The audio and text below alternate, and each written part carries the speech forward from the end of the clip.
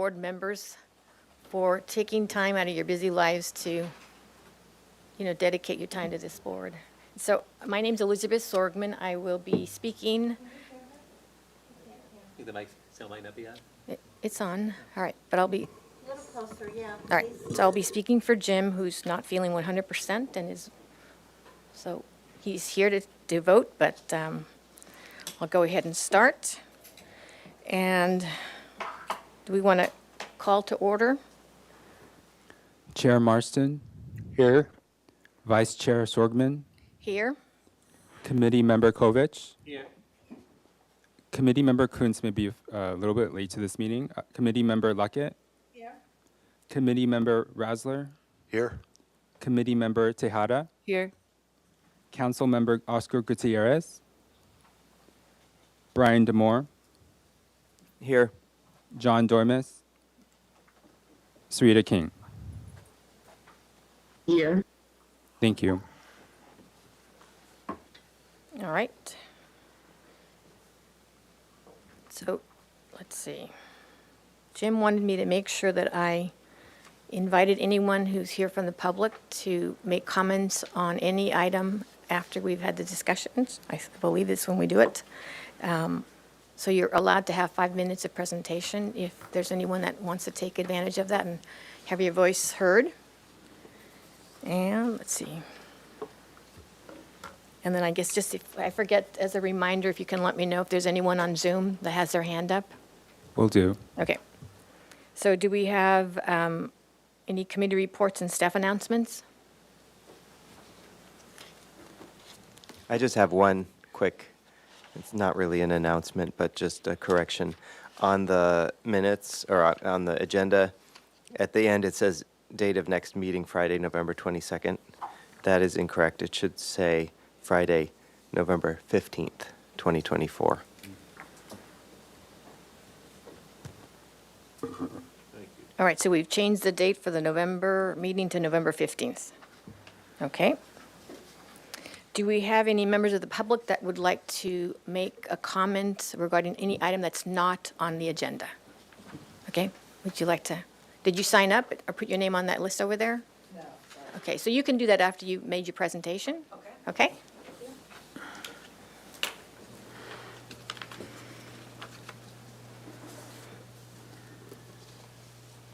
Good morning. My name is Nancy Capone, and I live in... Could you please turn on the mic? I don't know how to do that, sorry. Oh, just push? Is that it? Okay. Is that it? Yes. Okay, all right. Good morning. My name is Nancy Capone, and I live in downtown Santa Barbara. And I typed up all my comments and left them in the car, so I'll just be extemporaneous. I would just like to speak about the continuing trouble with trying to attend public events for the disability community. And specifically, during Fiesta, we love to go to Noches de Ronda in the sunken gardens at the courthouse, but they block off the street on Anapamu so that all that green accessible parking is blocked off. So I know I've spoken about this before this committee many times, about the need for blue parking on the courthouse city block, on Anacapa streets and Santa Barbara streets. And I don't know what I need to do to try to get some results on this. But the only change so far is they removed the library book drop-off and converted it to passenger drop-off. But otherwise, it's all 75-minute, excuse me, and so we're never able to park there. Those spots are always filled. And so I just appreciate all your good work. Thank you so much for your advocacy. Thank you, Nancy. Brian, can you talk to Derek about that or see what we can do to get that? Because he's brought this up before. Yeah, I can speak with Special Events Coordinator Sarah Knowles and also with Derek Bailey and see if we can plan for that in a way that can be more accommodating for disabled vehicles. Thank you. And also adding a blue curb maybe around the courthouse? It's a really challenging block because both Santa Barbara going down and Anacapa going up, you're not adjacent to that block face that you want to park on. And there is no parking on Anapamu on that side, so there's only Figueroa, and that is furthest from the entrance. And so it's a real challenge.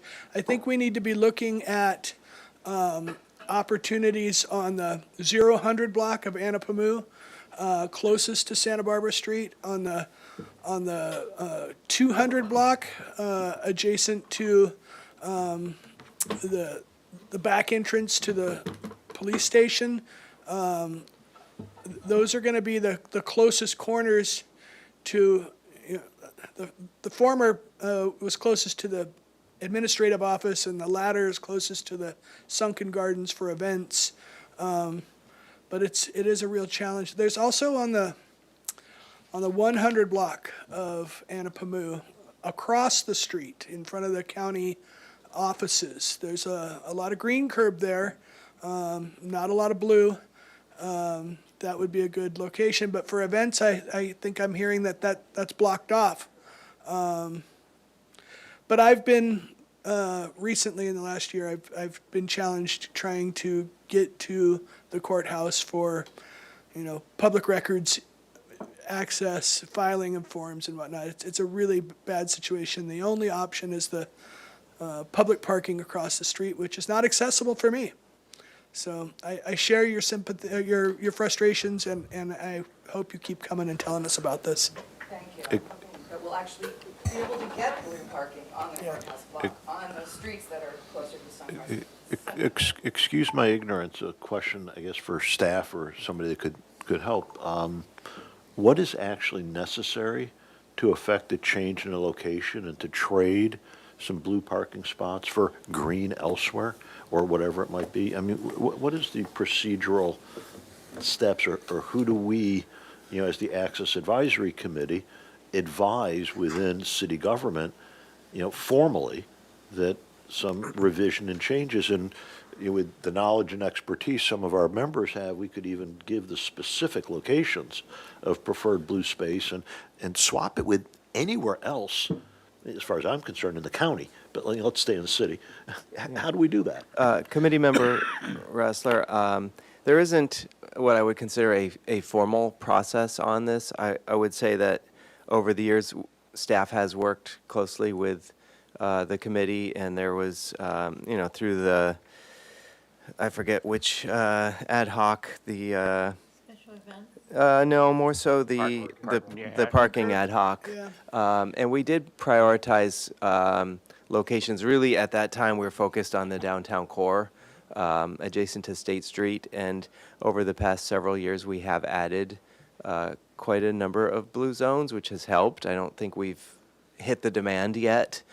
So there's still needs out there. So I would say, you know, similarly, we can continue to work through the parking ad hoc, and if there are additional priority locations, such as adjacent to the courthouse, that's something that I can work with the traffic engineering team on and try to figure out, you know, where we can site some of these. Is a formal motion and second and vote necessary to get that process moving, you know, to recommend that the parking committee reconvene to look at specific locations to recommend to city offices for additional blue zones in needed areas based on community input? Because it's not specific on the agenda today, I would say no, we probably can't do that sort of a motion, but I'm getting a sense from what I'm hearing from the committee that there is So I'm an interest in this. I'm So, assuming the sentiment will be picked up in the minutes. yes. And that should be enough to move the parking committee forward. Absolutely. The ad hoc hears this, and we'll take action on the specific location. No, thank you. I think that could really make Yeah, a difference. absolutely. And I want to acknowledge that the engineering team and Brian have made great strides in adding blue curbs to the downtown area in recent years, and I'm optimistic that we can address this too. So I have a comment. I know, oh gosh, maybe 10, 15 years ago, from, on the building department side, the public would come and ask, you know, what is that process?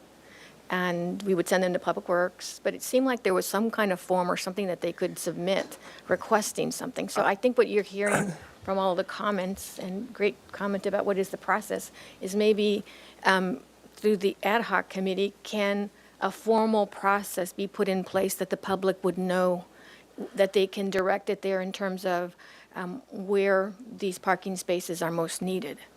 So there is a process on the residential side, and we do get requests from individual homeowners who have a need for blue curb adjacent to their property. So there is a process for that. I think it's when we're in the commercial core where the demand comes from throughout the city.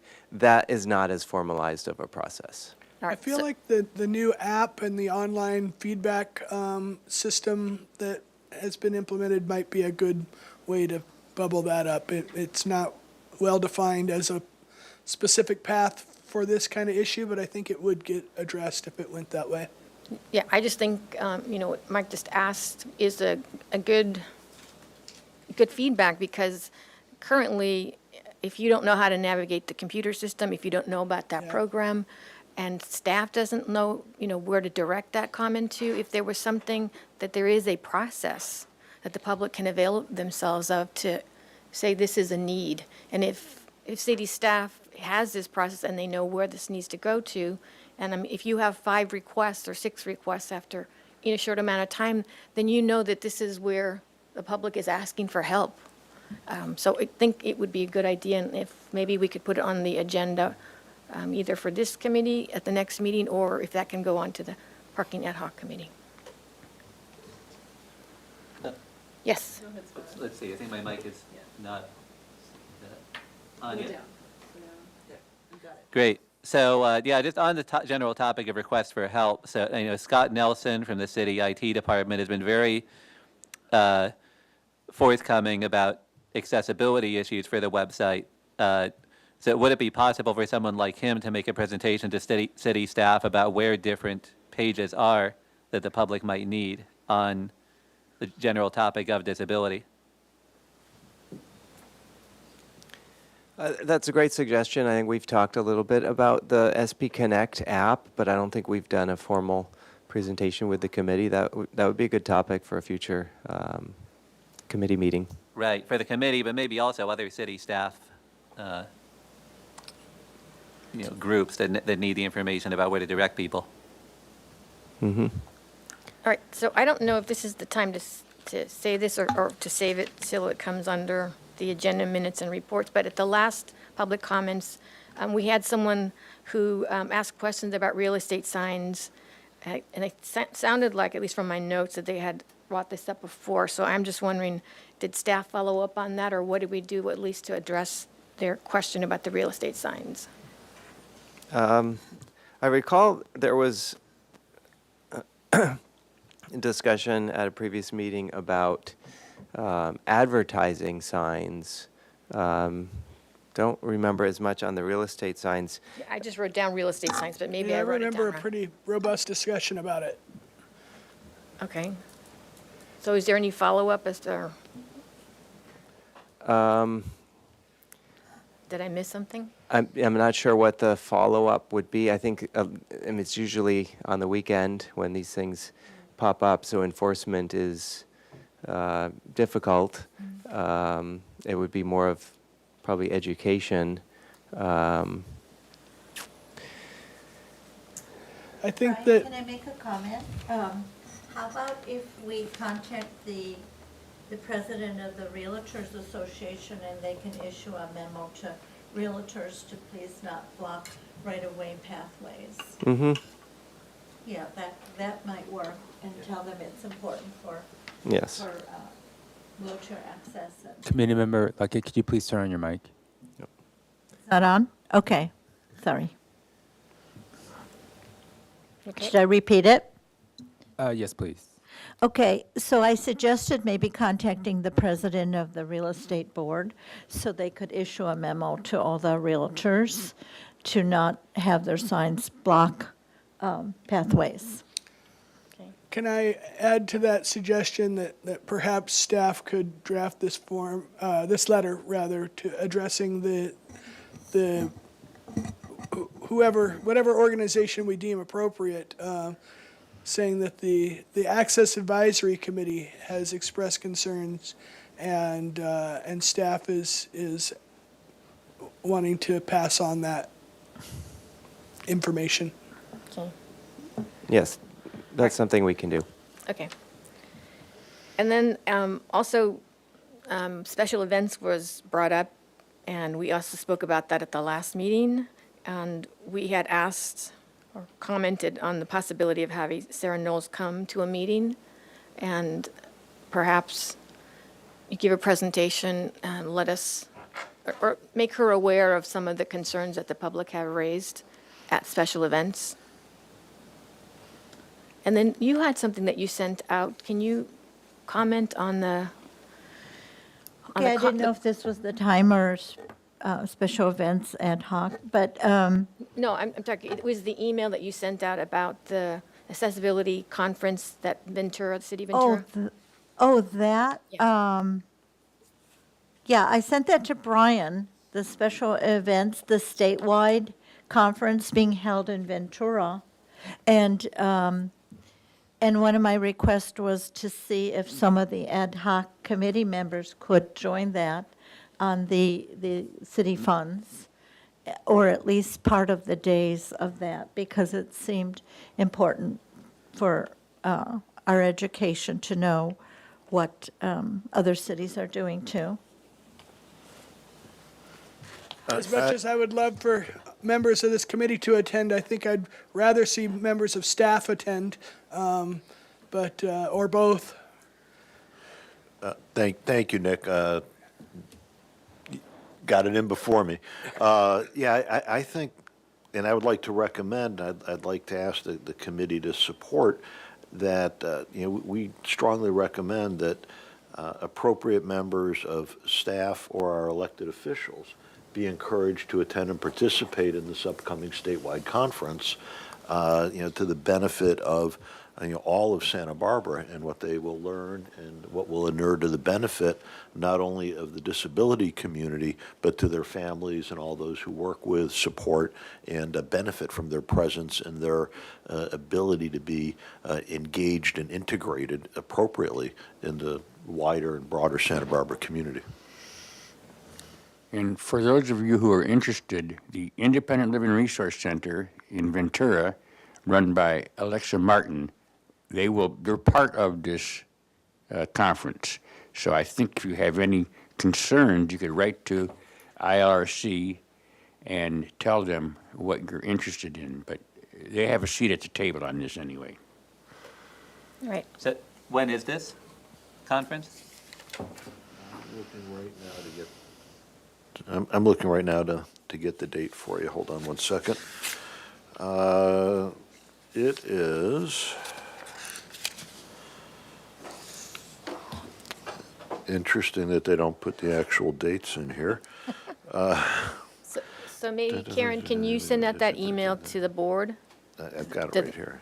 to the committee, I'm sorry? Can you forward that? It's supposed to be through the city staff. Okay, Elizabeth? yeah. I have a hearing impairment. I'm sorry. And I need your microphone real close because you have a quiet voice. I forgot my hearing aids. Okay. All right, so I was just hoping that someone could forward the email with that information to the rest of the committee. To the whole committee? Yeah. Okay. All right. Okay. Yeah, I did hear you better that time, so you need to be 2 inches away from my ears. Okay, all Sorry. right. I will place that closer. All right, so I think do we have any other public comments? No other requests this week. Okay.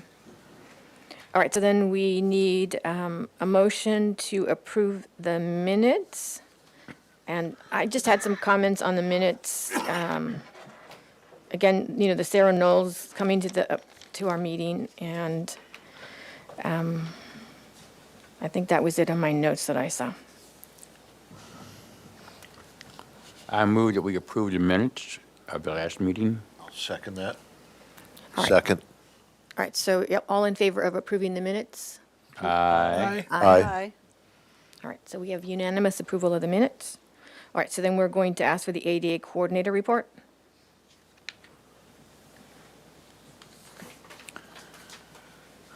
All right. Thank you. I don't have much for you today on this topic, sometimes I have a whole list of things, and then other times it's a little bit quieter. I did want to let you all know, in case you've been away for a while, though, that the city does have a new city administrator on board. Kelly McAdoo started, it's probably been 2 or 3 months now, but it's since the last time we met. That is new information. And I know in the past, the committee has been interested in either meeting with or just an awareness of where the city administrator was at on disability-related topics.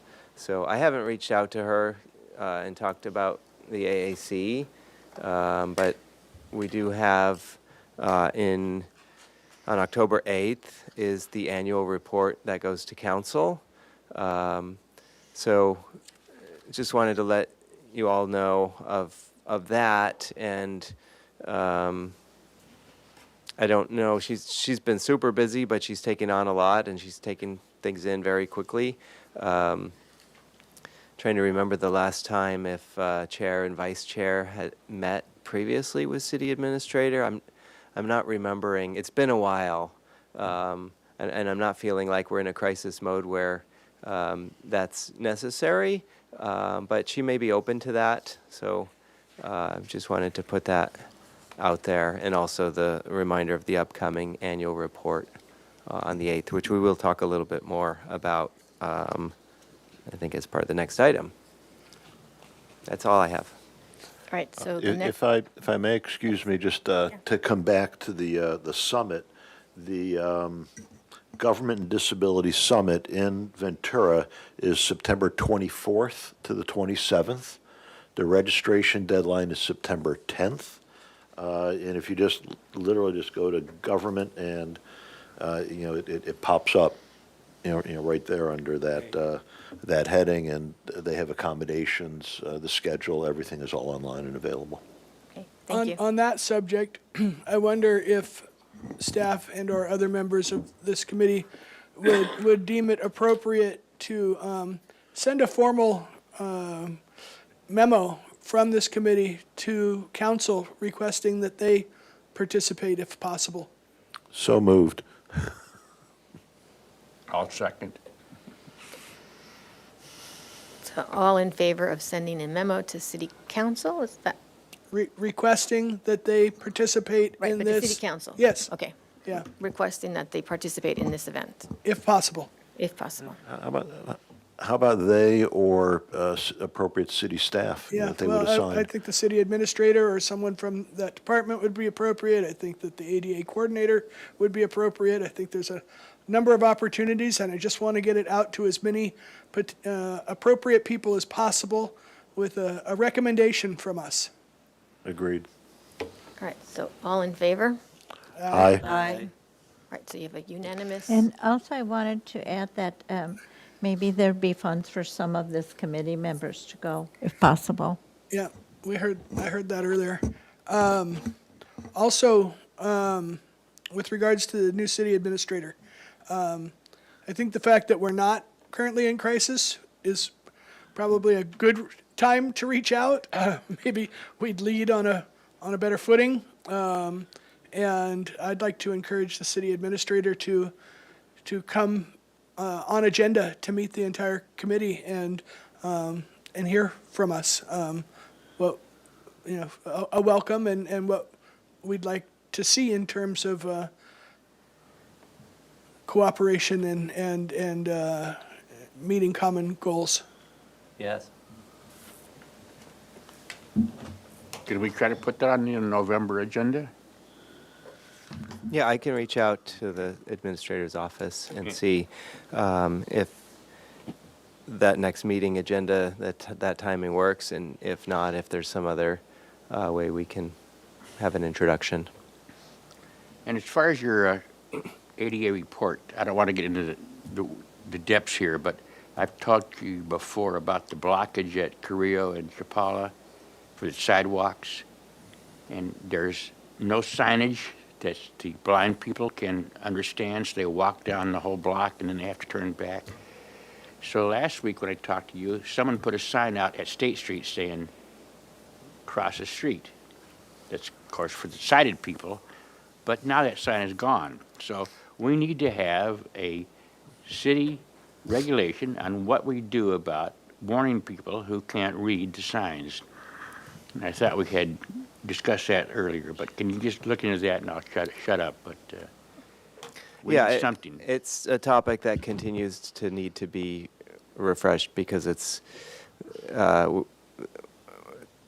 we're cycling through different contractors. Right, I understand all the problems. They are not as aware of the needs for these things, or they are just looking to cut corners. And there seems to be new systems for speak out signages.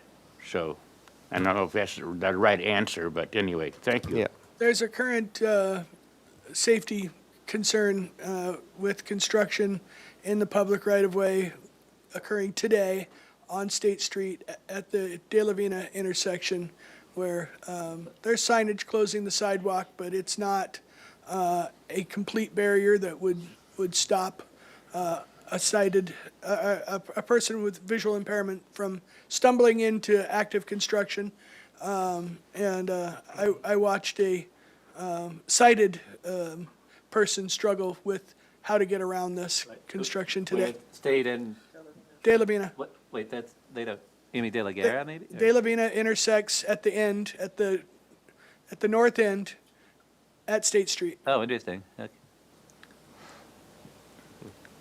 All right, does anyone have any comments from the members of the public? If you want to make any comments on the ADA coordinator? No? Okay, so then we're on to the next item, which is nominations. And I don't know where, I don't believe that we have any nominations. Can you update us on that?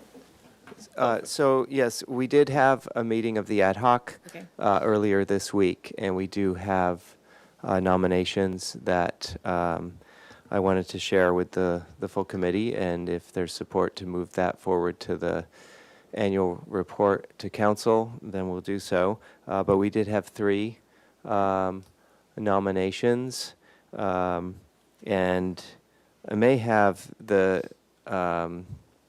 some of the individuals from the committee have more details on some of these, but I'll go kind of in the order that they were received. First one was for Move SB County, and they've been doing work over the years. They have volunteer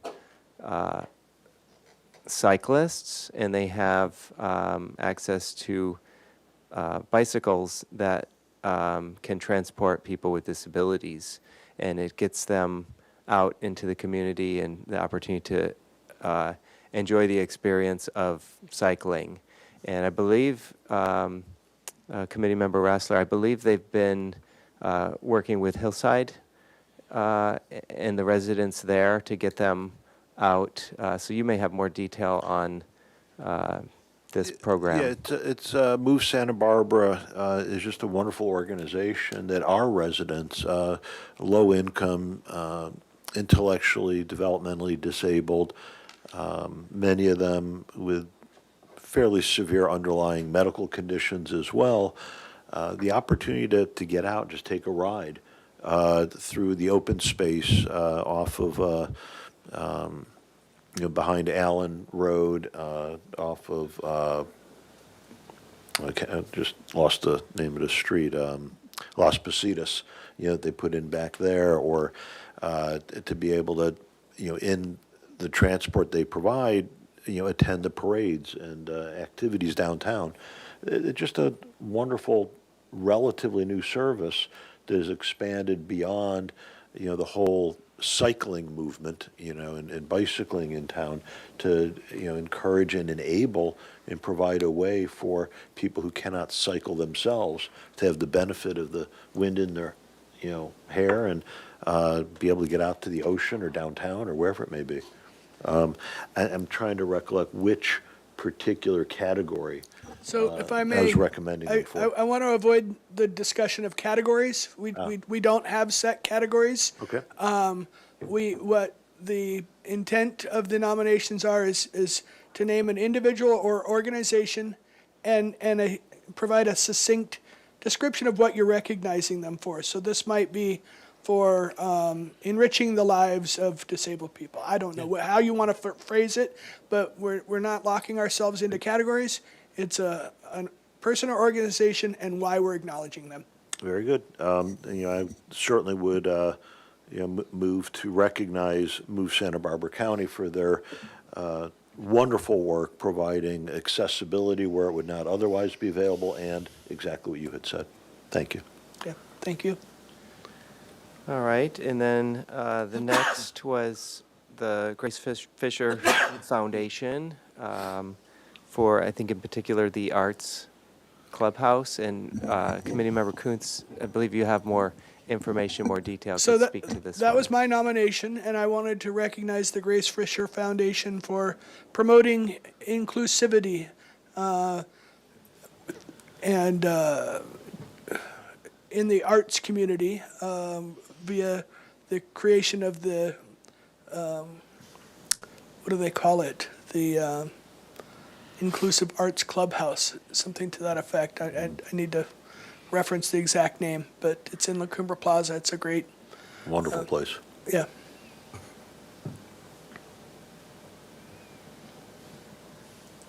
Okay, and then the third was for Blind Fitness, and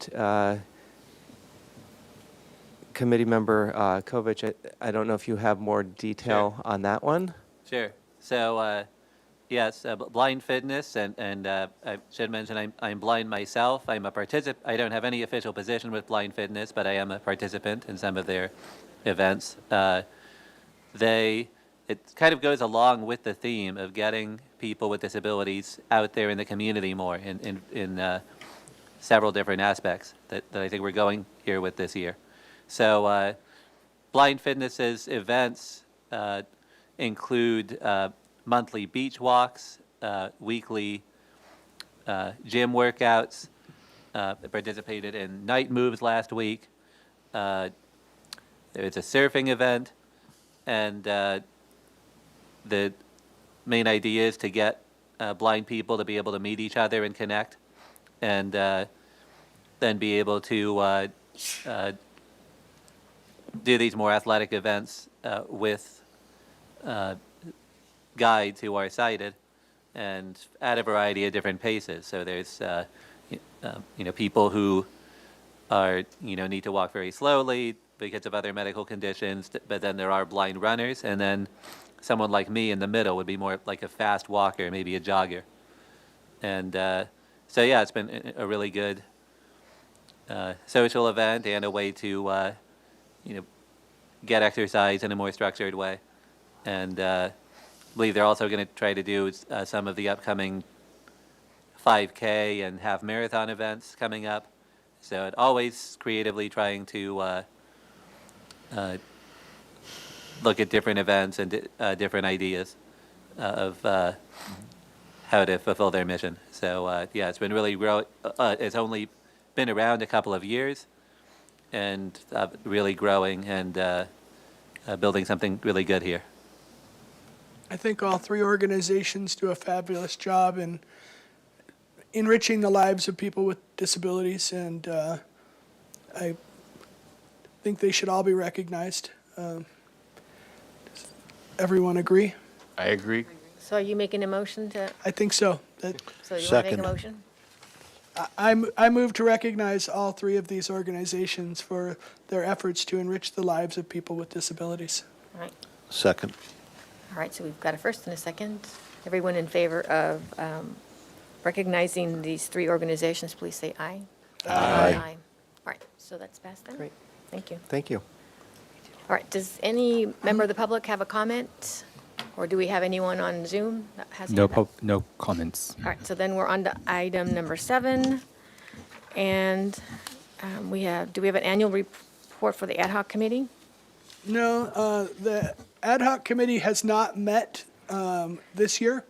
I'm very proud of the work that we did last year in assisting Ashley Shue in preparing the annual report, but Brian seems to be more than capable of doing this on his own, and I move that we dissolve this ad hoc committee, and Brian can move to convene it in the future if he needs it. So, Ron, Second. Wait, I just want a comment from you. Is that something that you would support, or is there any negative to disbanding this committee? I think that works well. We have monthly meetings with the chair and the vice chair, so that's an opportunity to check in at least with a couple of members of the committee Okay. as we lead up to the annual report. All right, so then we have, Nick has made that motion, and Yeah, Mike I just, a quick comment on that. I recognize that we have a growing number of ad hoc committees, and ad hoc committees are supposed to be temporary. And when they're no longer serving a function, they just become a burden for staff, and we should seek to consolidate or eliminate where appropriate. Okay. And thank you for pointing that out, because you're right. Yeah. It can be a burden to staff when they already have a lot of things to do. Yeah. So thank you for thinking of that. All right, then, so everyone in favor of disbanding this ad hoc committee? Approved. Approve. Yes. Aye. All right. So I hear a unanimous, Yep. Aye. okay, thank you. All right. Is there a sidewalk ad hoc committee? Yes, Update. there is. I gave it to you. Yeah, oh, gosh. This is from Derek Bailey. You know what, and I printed it up and I didn't bring it. Oh, darn it. Sorry. Well, I can give a brief Okay. synopsis.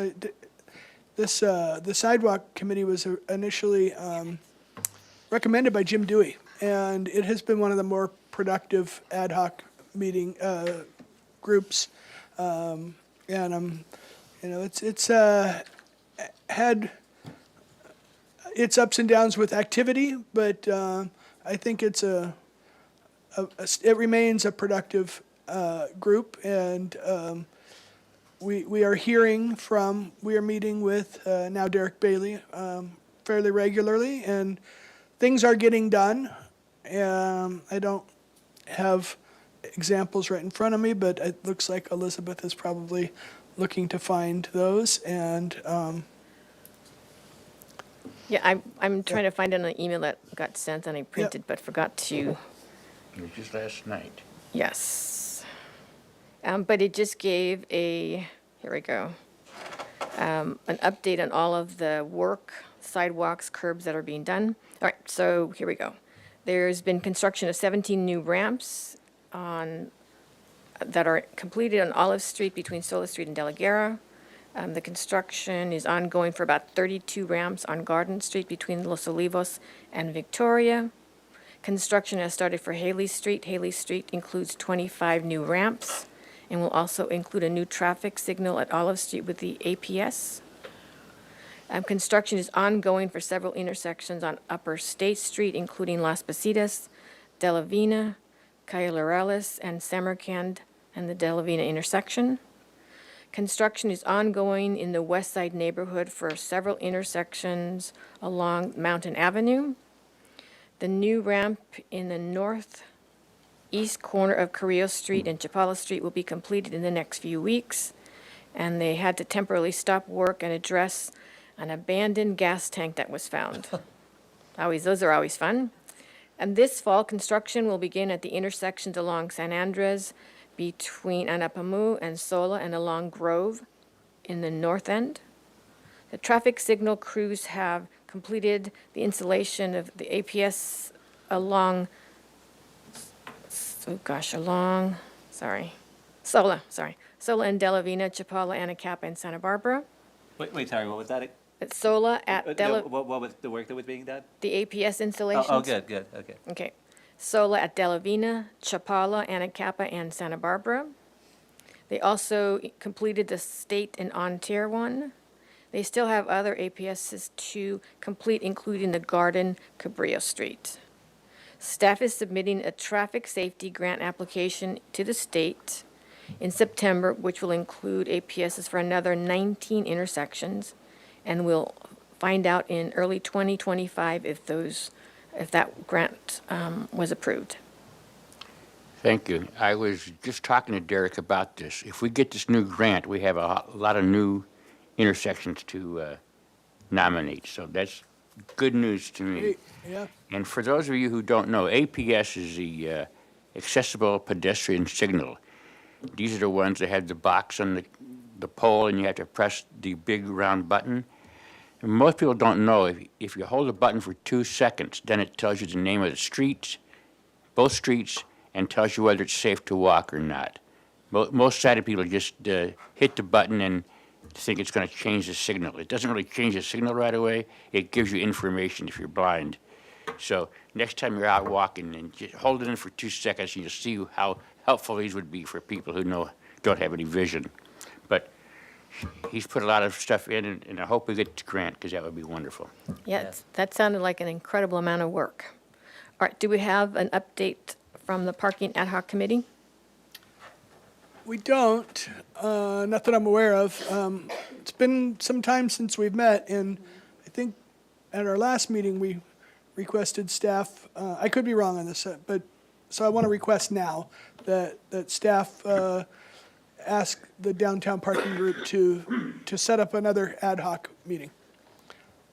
Or if we're not going to meet, then we should be disbanding. Excuse me, given the discussion earlier about, identifying specific blue spaces, maybe Yep. this belongs right there. Yep.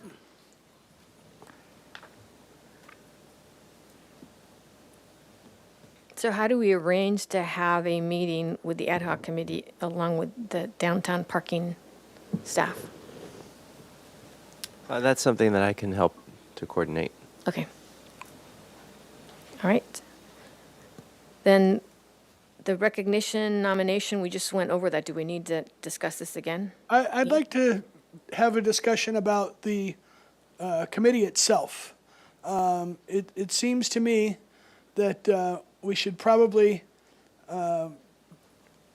periodically, annually, dissolve and reform. We are not going to be needing to meet again for 6 to 9 months.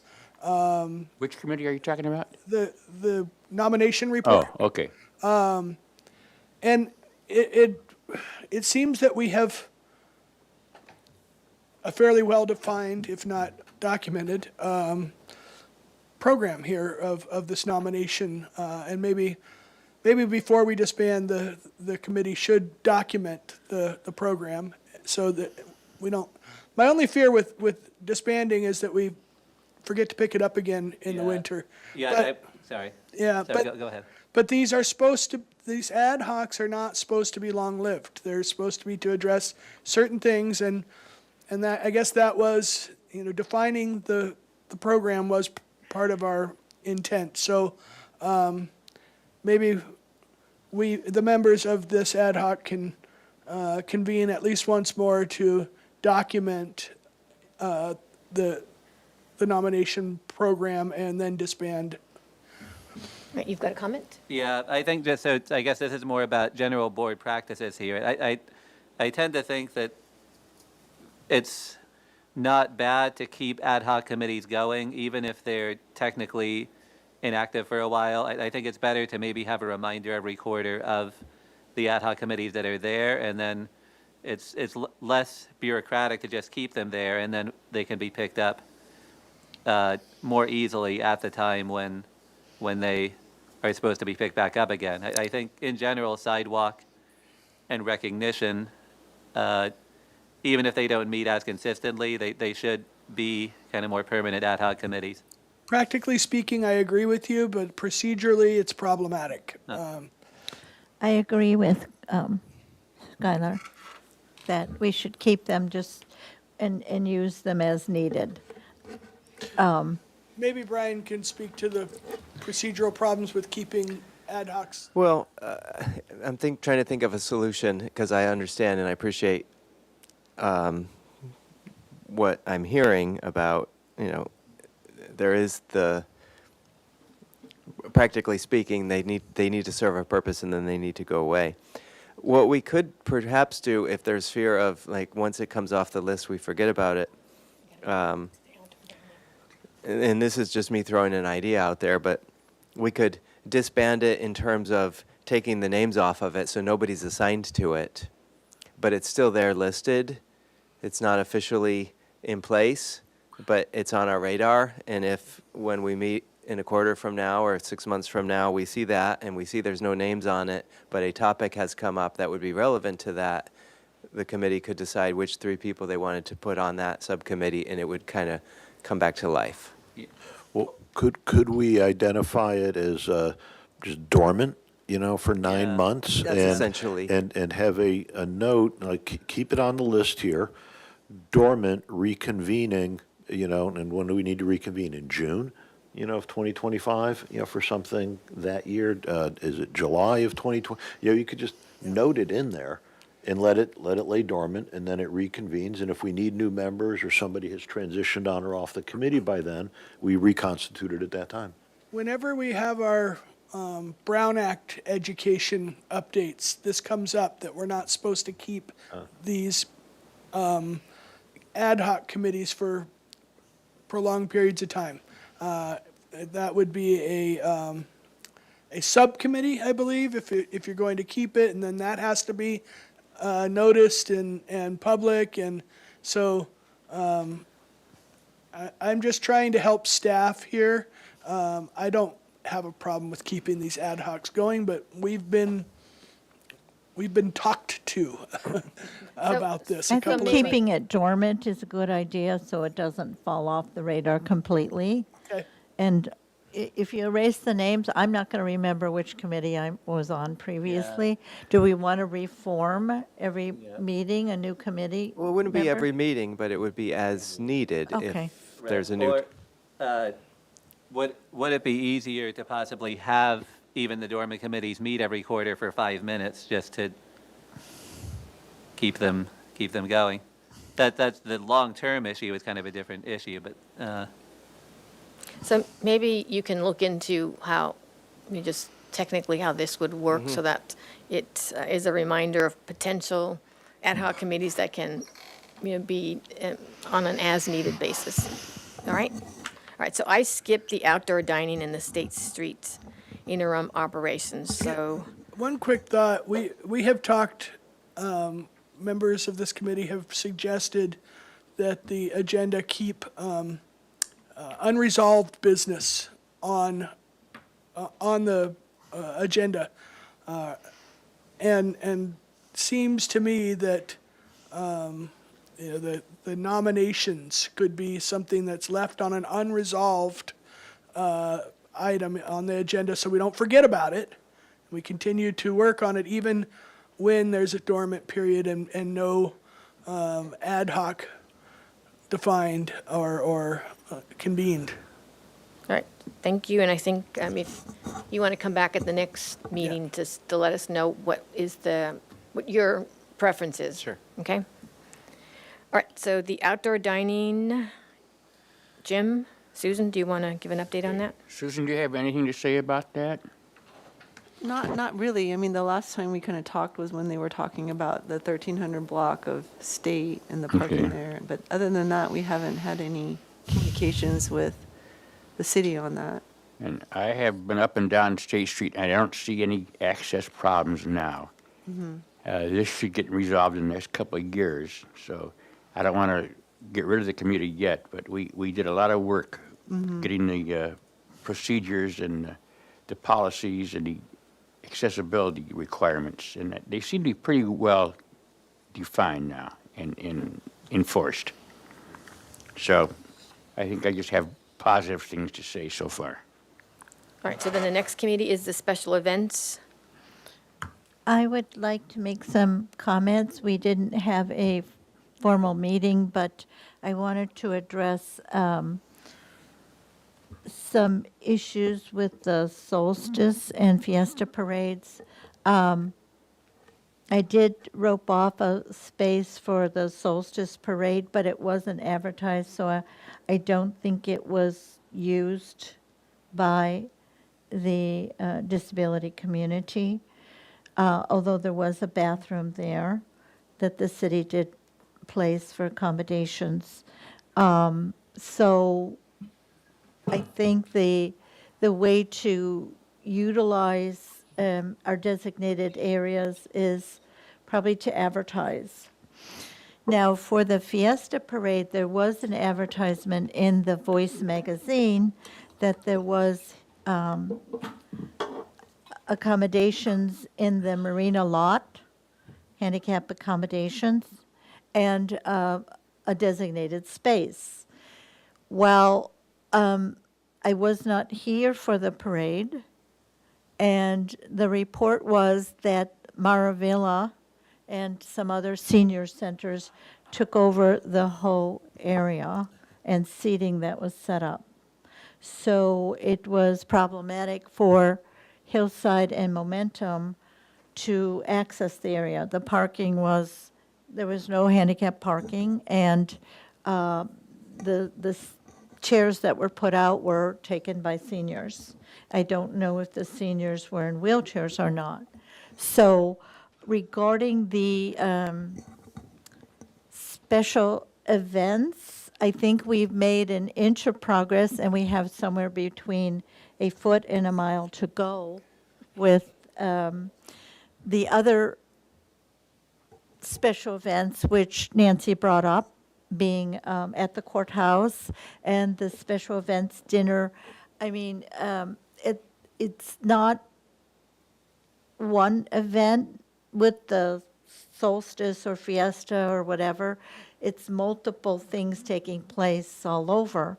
So I think we need to maybe have another meeting with Sarah and sort of figure out how we can accommodate all events, all special events, including the 4th of July, including events that aren't city-sponsored. Maybe we could put together a letter and say, listen, we would like to request that accommodations be made for non-city-sponsored events for the disabled community.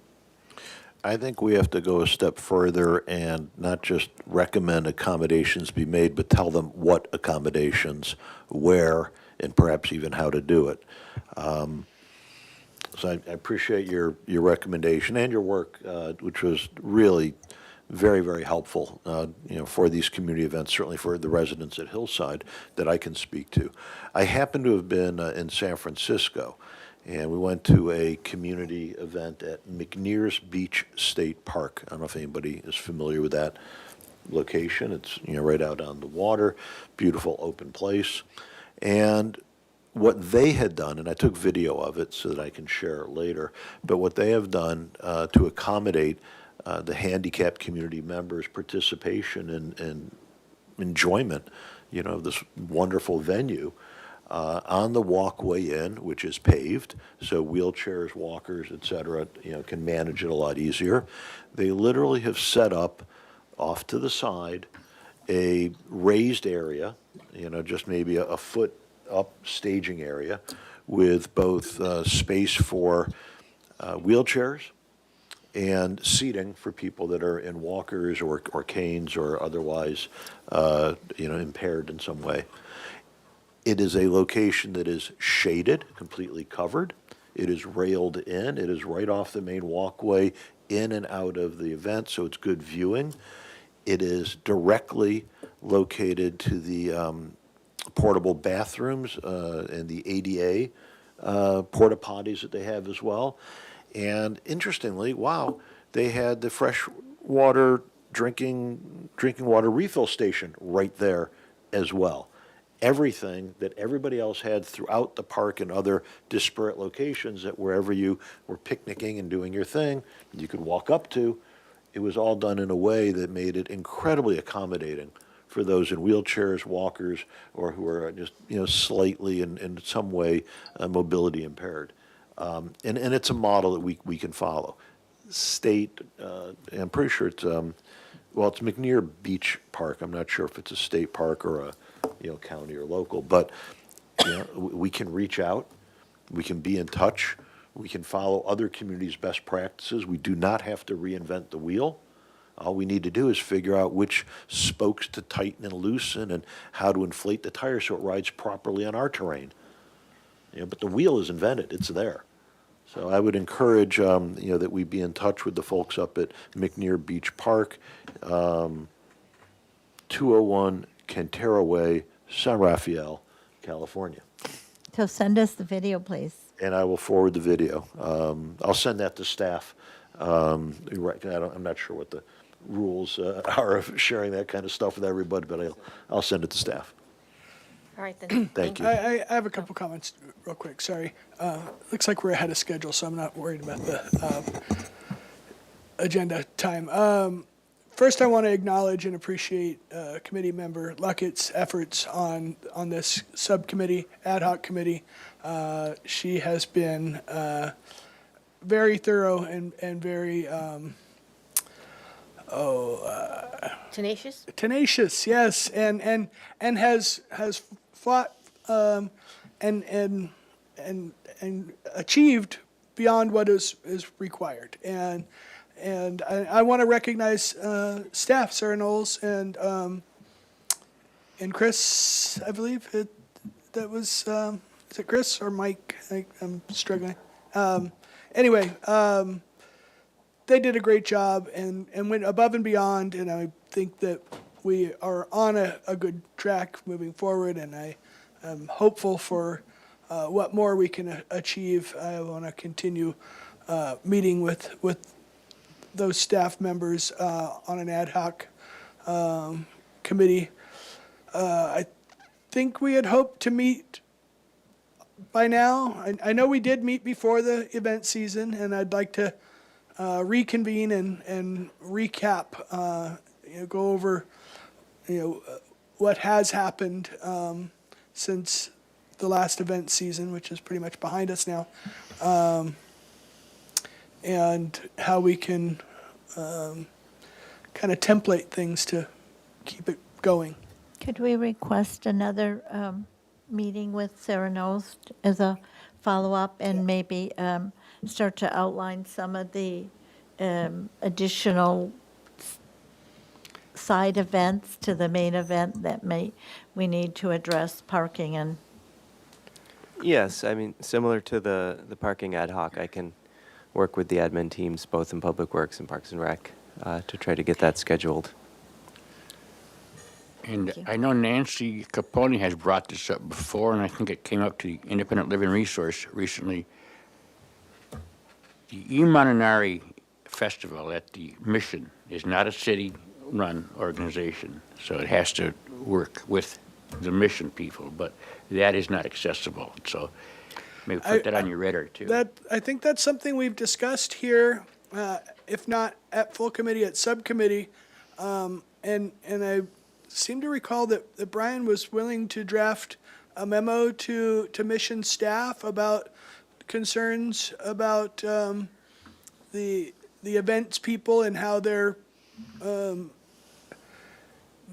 altering their accessible features for events in a way that undoes the accessibility that is intended to be there. And maybe we could piggyback with the Fiesta accommodations, because I think I was there for the Fiesta Pequeña, and they had blocked off the accessible parking spaces, I think, with the porta potties. Yeah. So, right, so anyways, maybe just education about that. So they think they're providing equivalent facilitation elsewhere, but they're not. Right.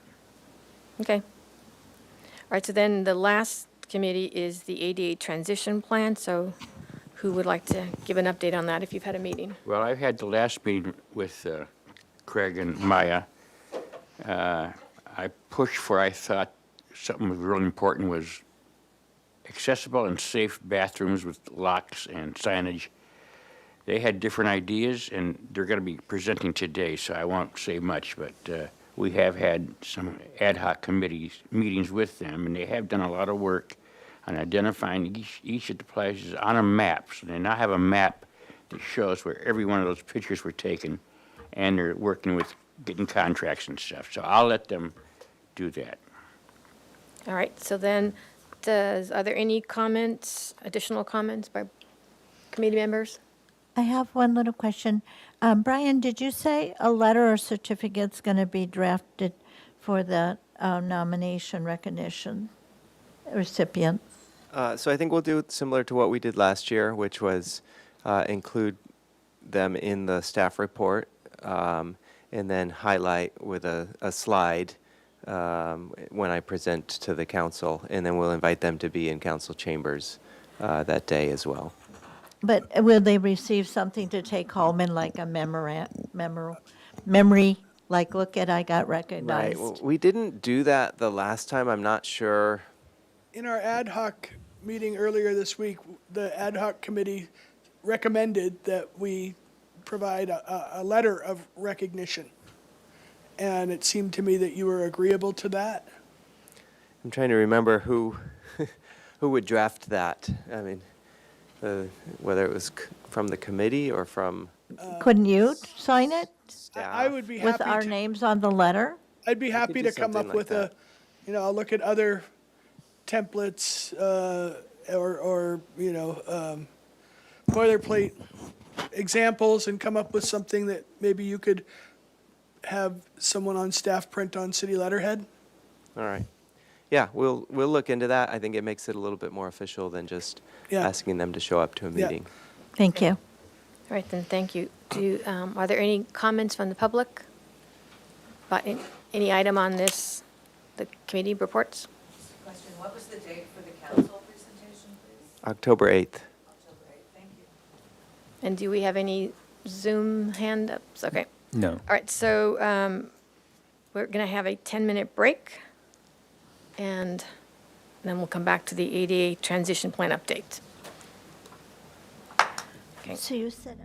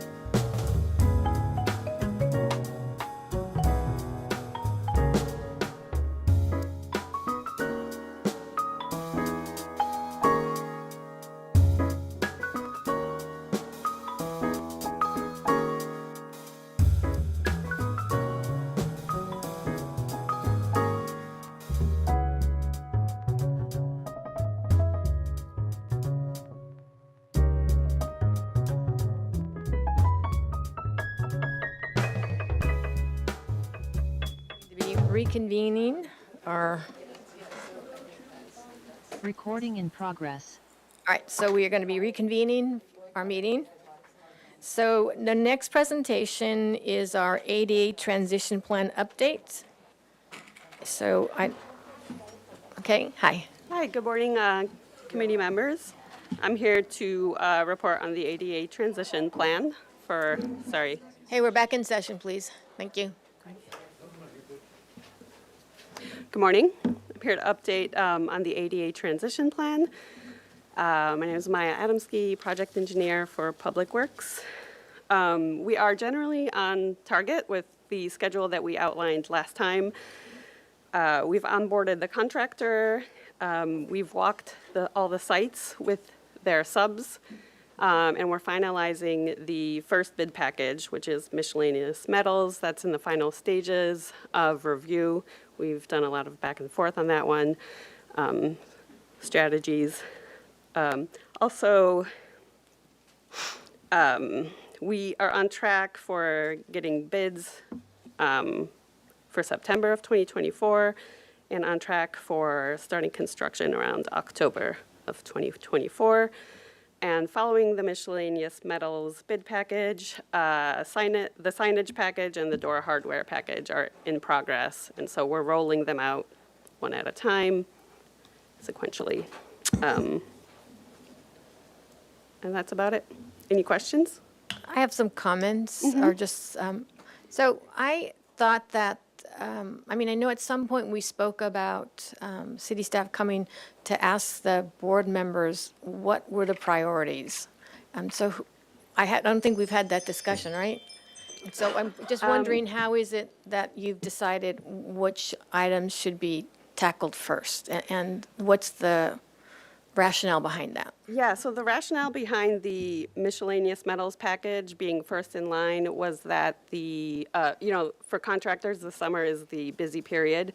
But the subcontractor for miscellaneous metals had availability, and that is the reason that bid package is going out first. But we would love to hear, from the committee, which bid packages they would like to prioritize, and then we can maybe work that into the schedule.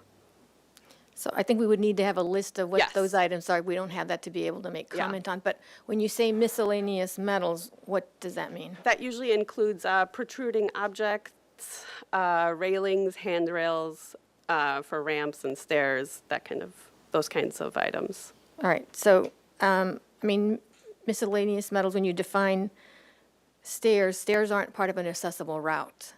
So why would those be done first if they're not part of an accessible route? They're a circulation path.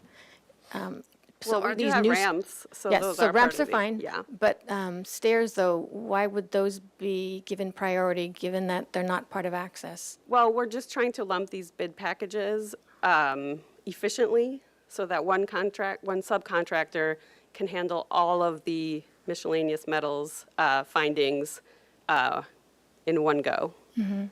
So it's about efficacy, scheduling with contractors, and trying to roll these out, I guess, as quickly as possible. So again, it comes back to the original question was, trying to give priority to items that the community needs more, items that people who have disabilities would prioritize above others, and how do we get involved with that so that decisions aren't being made ahead of time as to what should be tackled first? I could share a list of the packages that we're anticipating with the committee Okay. members, and then we can strategize moving forward. And moreover, I would have a concern that these handrails for stairs might somehow come out of the ADA transition plan budget. That's a good point. This is not, stairways are not to be covered under the transition plan. So, Right, so new stairs, if you were building new stairs, you'd have to put in compliant handrails. But if you've got an existing facility and you're not doing anything to the stairs, then you don't necessarily have to upgrade that. And they're not defined as an accessible route. So why would monies from the transition plan be allocated to that when it isn't an accessible route? I don't have the answer to that. We are tackling all the findings, I guess, that are listed in the reports. So, Okay, so the report took this particular premise, which isn't necessarily what the city needs to do. And I believe that when you look at her report, she's giving you recommendations as if something were being altered today. You would have to look at the history of when that site was built to see under which code it was built, and that would be the applicable standard, unless you're coming to do an alteration. So it's not required to have it. Like, I looked at Ellis Cake Park, the information that was sent, and it has a lot of entrances. Not all of those are accessible.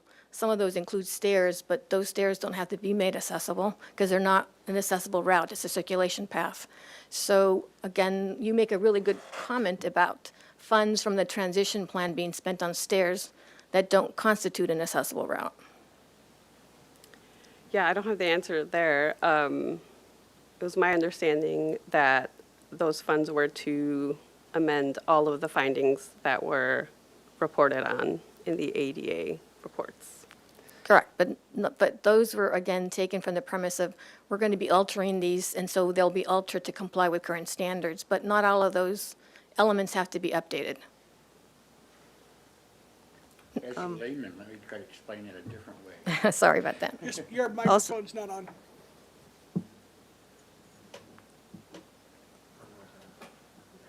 Gotcha. There you go. As a layman, I'll try to explain that differently. The ADA has some deficiencies that we have discovered that weren't built correctly in the first place. But this report from Sally Swanson, as Elizabeth said, is looking like everything is being fixed. So some of these handrails are not to today's code, but they haven't been altered, therefore they don't have to be fixed.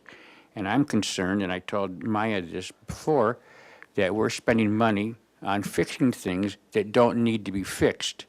Yes, they're not to today's code, but they're not required to be to today's code. And to me, handrails are not that important for the disabled community as much as many other things that are listed on there. So I'm worried about we're going to spend a lot of money on this miscellaneous metals. And I would at least like to see what the bid's going to be, because I don't want to spend all our money for the first year on something that's not required, whereas other things are required to be fixed. They were done incorrectly in the first place by the contractor or by the city, or never followed code when they were built. Those things are important to fix, not stuff that it would be nice to have the whole world perfect, but it's not going to happen. So I don't know if that makes any sense, but I don't want to just go ahead and go with, because your contractor's available in the summer, that we should do that, especially without knowing how much money you're talking about. It was my understanding that because, these first round of priority sites are used by the public, that regardless of whether they were built to code back then, that the strategy that the city is taking is that we are bringing everything up to the current code and not just letting, these code deficiencies that were grandfathered in just stay as is. So true, but if we had unlimited funds, that would be great. Yeah, I understand that. But we don't have unlimited funds. And so some of the So I stuff understand that concern, yes. might be 20 years before we get to the bottom of that list. So also, I remember in the previous presentations, when you were starting to kind of dissect all the information and you were grouping it in a build, like we could look at each building of city building that's not compliant, or look at categories of things and not necessarily bring one whole building up to code, but kind of spread out, like whatever category bids you're looking at. I was just wondering, and like Elizabeth was saying, we don't have a list of where you've landed in your priorities, like which buildings or which parts of buildings, or it's sort of like a big, I was hoping to see something about, like, this is the list of things we're tackling, this is where they are, and this is what's in that bid, or something tangible, I think is what I'm trying to say. Well, yeah, and I get that too, but I think also, I mean, you've got a group of people here that have an interest and they're representing the community, but you didn't ask them what the priorities should be. Someone made a decision based on some factor that, yeah, that doesn't necessarily use the money in the best way where people are really going to, be able to benefit. I want to jump in real quick because we did bring this to the committee on multiple occasions to try to get prioritization, and we didn't. I think we saw from the committee the same struggle that staff was having is how do you go about prioritizing this? You can do it on a per building basis. Yeah. You can do it on a topical basis. There's different ways to approach it. And it didn't feel like there was a consensus that the committee reached. And so staff kind of went on this approach of, well, let's package up what we can and just start knocking stuff off the list. If the committee is uncomfortable where we're at right now, I would suggest that staff schedule another meeting with the ad hoc and get into a little bit more of the details on what specifically is proposed. And if there are certain things that may come in at a bigger price tag that we're not getting as much of a bang for our buck on that, we can table that. It'll still be on a list, but there's no requirement until we touch that, until we alter it, that we would need to bring it up to code. So that's what I would recommend. And I did see that Mr. Kovich had his hand raised. Yeah, let's see, is my mic on? Yes, it is. Okay. Yeah, I mean, so I know very little about the contracting side of things. I do think that handrails are very popular. If you look at the community that's not the advocacy community, but the majority of people as a whole, my family, a lot of family members of disabled people who are able to go down the stairs, they'll immediately notice issues with the handrail. It's been, a whole thing throughout my life, I think, for a lot of people. So it's not so much a comment about what the priority should be, but just that I understand why handrails were thought to be a priority. And then I think it would, maybe take more education broadly about why other things, why it's not necessarily as important. Yeah.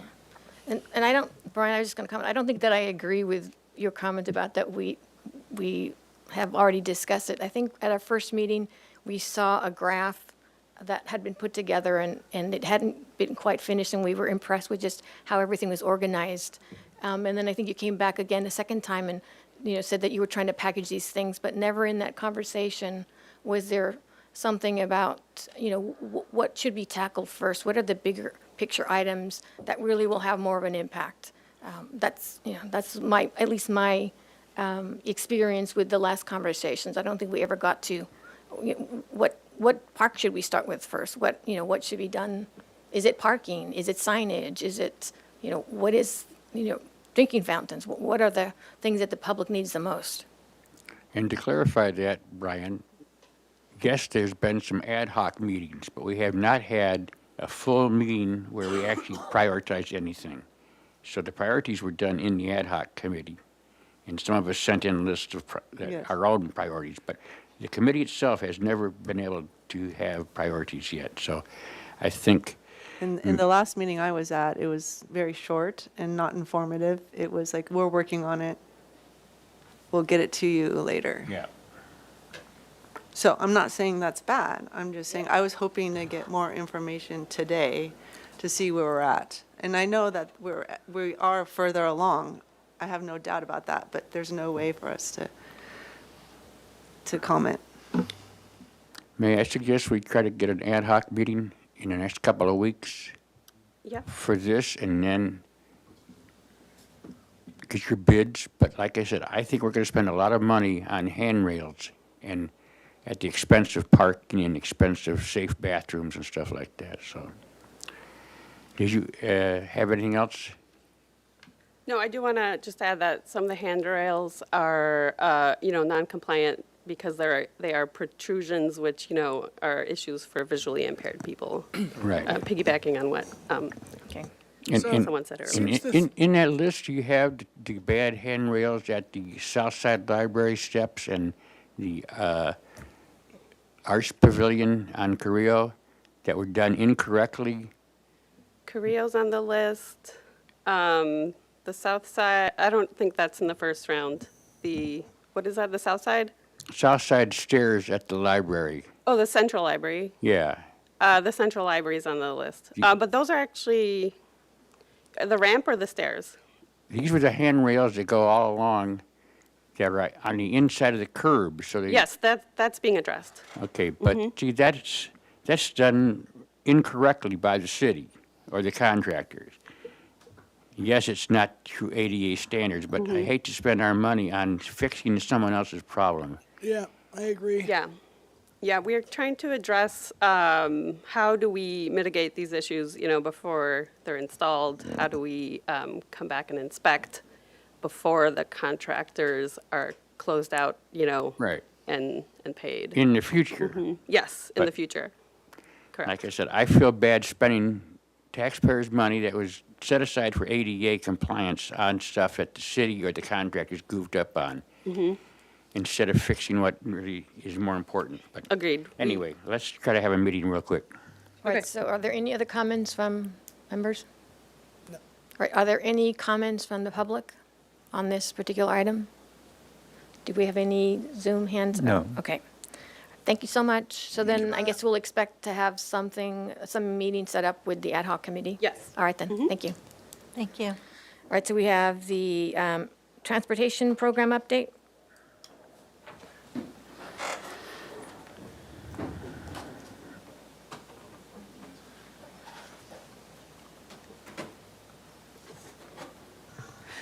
Good morning, Chair and committee members. I'm Jessica Grant, Supervising Transportation Planner with the City of Santa Barbara, here to discuss the Active Transportation Program Cycle 6 projects.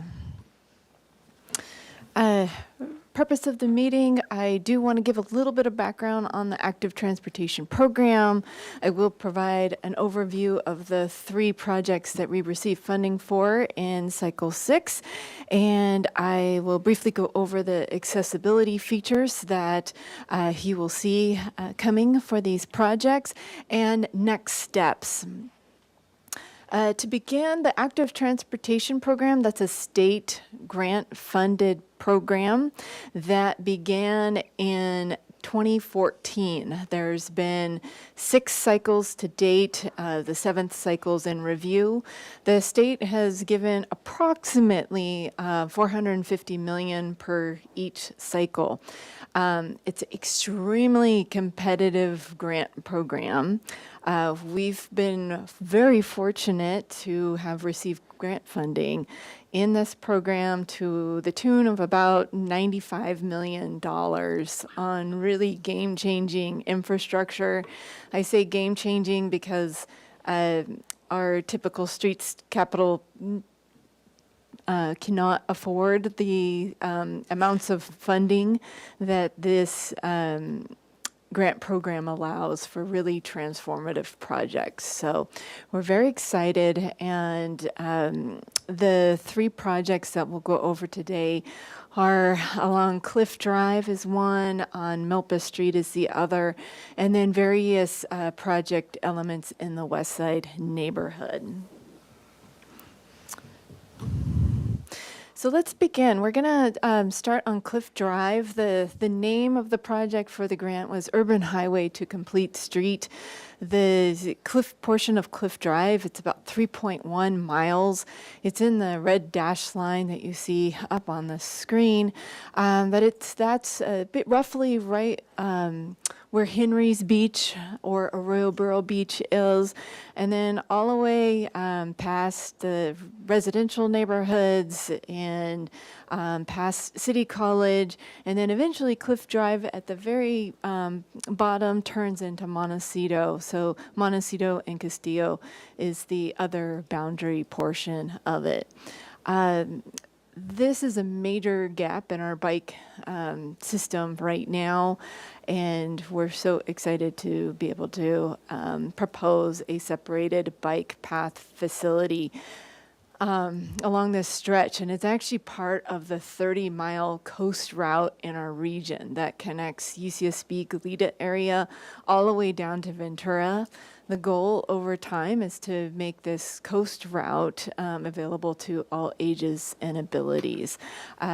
With a prior grant from the Active Transportation Program in the blue line, we had received, that's the multi-use path that you see out there now, that was constructed a few years back along Modoc and Las Positas roads, right adjacent to the Hidden Valley, Elings Park, and then daylights at the Arroyo Burro beach area. So besides the separated bike facility along Cliff Drive, what we'll also be seeing is crossing improvements. Again, this along Cliff Drive had originally been part of 225 by Caltrans, and so it's built like a highway. And really, for the design is to make it look like a neighborhood street. So besides the separated bike facility that you'll see along this route, is many crossings along Cliff Drive. And so highlighted there are some of the crossing improvements. It's essentially 11 intersections that will have high visibility crossings. If it's not a signalized intersection, you'll be seeing rapid flashing beacons also as a crossing mechanism. We'll have accessibility ramps at all of the intersections. And we're also going to be installing 3 new traffic lights. The first one being on Camino Calma and Cliff. So that's right adjacent to the Mesa Shopping Center. Think where Montecito Bacon Trust is and Mesa Produce. It's that intersection right there. A very popular one for the neighborhood to use to get to and from the neighborhood services right in that area. And then the other 2 traffic signals that will be coming in is right adjacent to Santa Barbara City College. So their West Campus entrance and then also their East Campus entrance. We are working closely with City College. They're reworking their East Campus entrance, and so we're in close coordination for the design of this project and the design of their upcoming improvements to their entrance. And that's just again, I'm just giving high-level project descriptions today. Let's move on to, is it okay to have questions right now? Okay. Yeah, it would be, just before we forget about Cliff Drive. So that does happen to be my neighborhood. I'm actually right by the Camino Calma one, so that is an interesting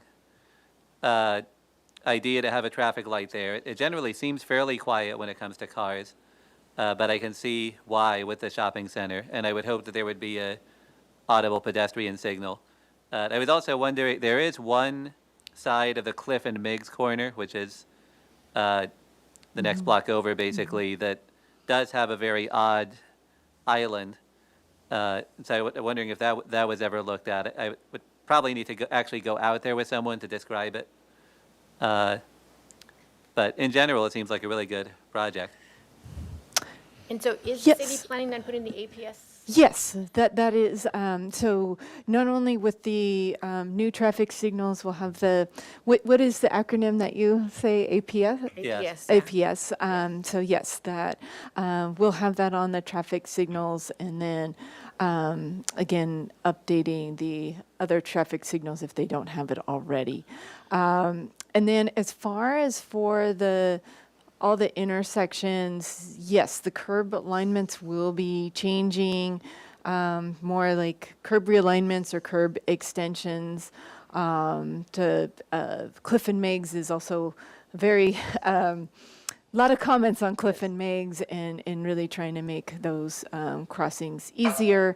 And with the crossing, or the curb extensions, we will also be making that less exposure for pedestrians in the crosswalk Right. area. So where you show the crosswalk or the pedestrian walking in a diamond, what's Yes. happening in those areas? So where you see the pedestrian icon, those are the non-signalized intersections. So that's where you'll be seeing a rapid flashing beacon crossing. So those are basically your on-demand crossing, similar to what you would see near some Okay. of our local elementary Right. schools. And what do you think is the timeline for this part of the project about intersections? The construction is anticipated in 2027. We are trying to expedite all of these projects as much as feasible because these have been long time coming. We're at least 8 to 10 years in outreach for this, and it's finally fantastic that we actually have the grant funding to move this project forward. So we are trying to expedite as much as possible. I'd like to ask about the rapid flashing. Are those going to be in roadway or overhead or on the sides or? It will be a mix, mostly on the sides and then in roadway where there's some where they have the center islands as well. Is there, this is no longer Caltrans 215? No longer part of the State Route 225. It was relinquished back in 2014. Got it. So the reason I ask, a little off topic, trying to understand the procedures related to the flashing beacons, I'm looking to get the city to get some installed elsewhere. It happens to be on a state highway 192. So is there been any change in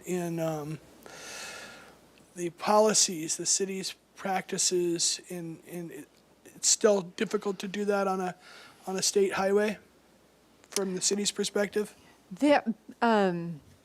We would have to get back to you specific to the 192, but a general policy where you would most likely see rapid flashing beacons used are in the vicinities of schools. Yeah. So besides City College that is located along this route, there's also McKinley Elementary, Monroe Elementary, and Washington Elementary. So that's where you typically see rapid flashing beacons in our city is near schools. And of course, there's some on Milpas Street that I'll discuss also in a moment and on Cabrillo Boulevard. If I wanted to follow up on a safe route to school issue with flashing beacons related to 192, who would I talk to? Feel free to reach out to me. Okay, great, thank you. And Jay Grant at santabarbaraca.gov. Brian can also follow up with my contact information. Great, thank you. I have a couple, yes. just a quick question. Why did they choose this road versus Shoreline? For the choice, because of all of the destinations that are along Cliff Drive, and because you have a heavy residential in this area, and then also the 3 elementary schools.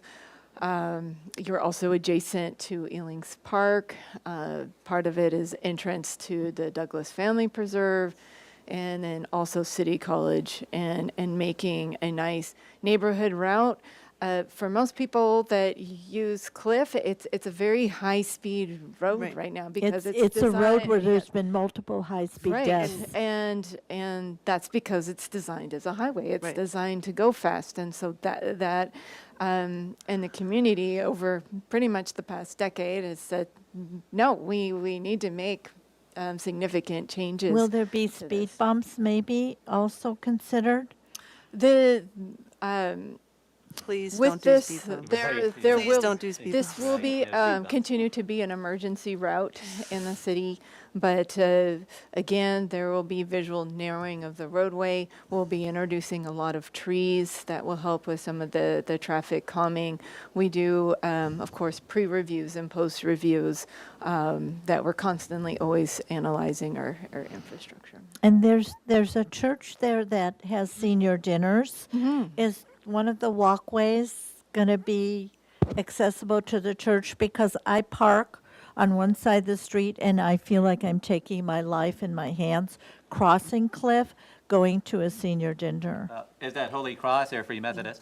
Yes, so we have been in contact with the Methodist Church and to really understand their operations, and it goes beyond just your Sunday service, and so they do have a complicated property for slope, and a lot of the seniors or those with adaptive needs need to access the property from the street. So we are working with them on that as well. On a pedestrian crossing of some kind or light there?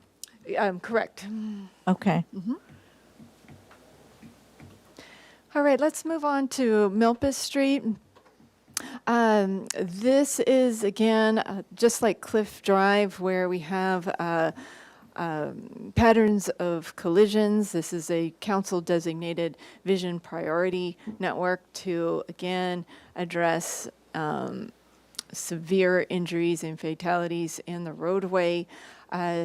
The grant that we received from the Active Transportation Program is really focused at the intersections, and where the project boundaries are is basically from the Milpas roundabout and then heading north towards Canon Perdido Street. So essentially that Canon Perdido Street would put you right near the Santa Barbara High, and there's about 1, 2, 3, 7, 8, I think it's 10 intersections in between that. So what we'll be doing is some curb realignments or extensions at all of those intersections. We will be improving the lighting at all the intersections. Right now, the lighting is over Milpas Street, but we will also be lighting the cross streets as well. And most of the intersections are signalized intersections, but there are 2 intersections that will have rapid flashing beacons. There's already rapid flashing beacons at Milpas and Ortega, but we will be doing some additional improvements there and having another crosswalk at that intersection. And then there will be at Milpas Yananali a mast arm rapid flashing beacon at that particular location. A what? This is in tandem. A mast arm? So just like a traffic signal Overhead. that overhead. Got it. So yes, so it's the same type of concept, except there would be Understood. a beacon. And then in between the intersections, we'll be doing some significant sidewalk repairs as well, and then a whole streets repaving project. And so all of those intersections will have high visibility ladder style crosswalks, and just updated all the pavement markings, lots of ADA improvements, again, at all of the intersections and curb ramps with that. Are And some then- of the sidewalks, sorry. yes.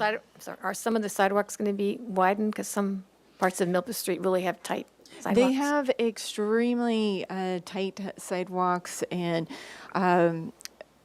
what's nice in the city is we have a very nice urban forest, and but with that, sometimes there's conflicts and lots of uplifted sidewalk. So we will just be doing some of the repairs around the existing trees. We will have some tree removal as well, that where it would yield a sidewalk less than 36 inches.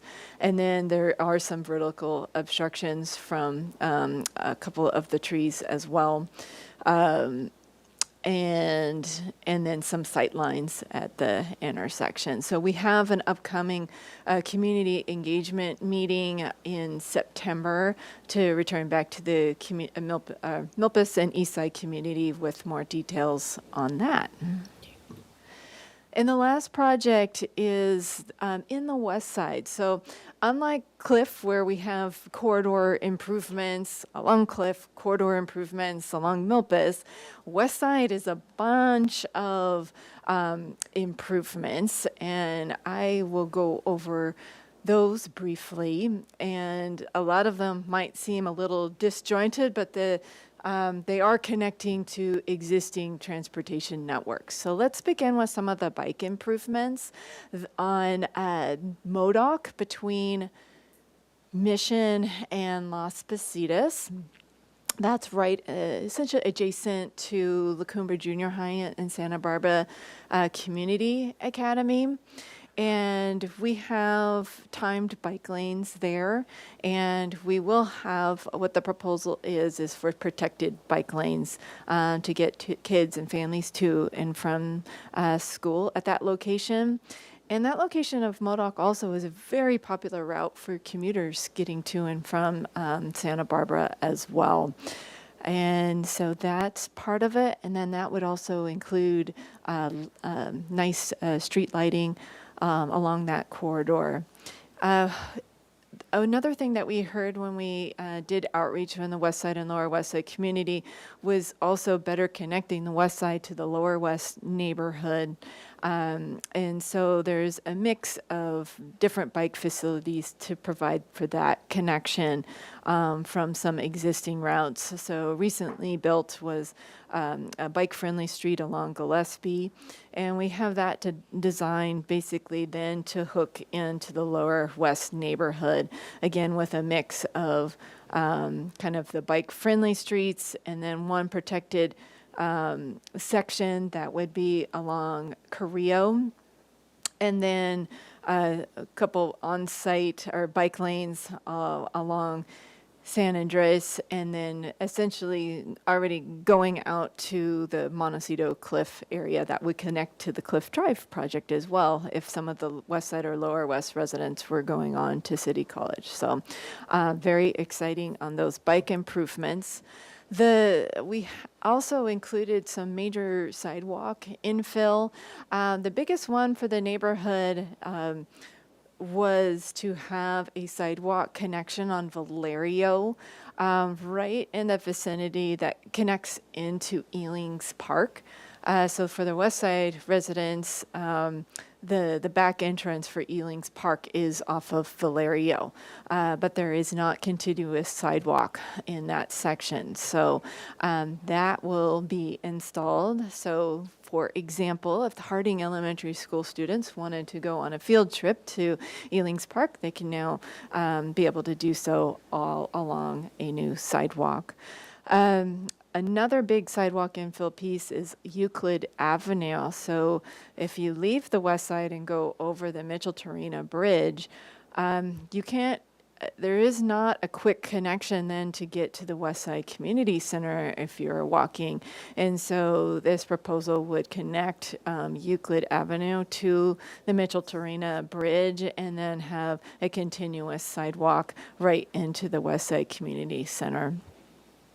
And then the other piece of sidewalk I'll highlight is for students that live in the west side that live east of San Andres. They're in the Adams School Elementary.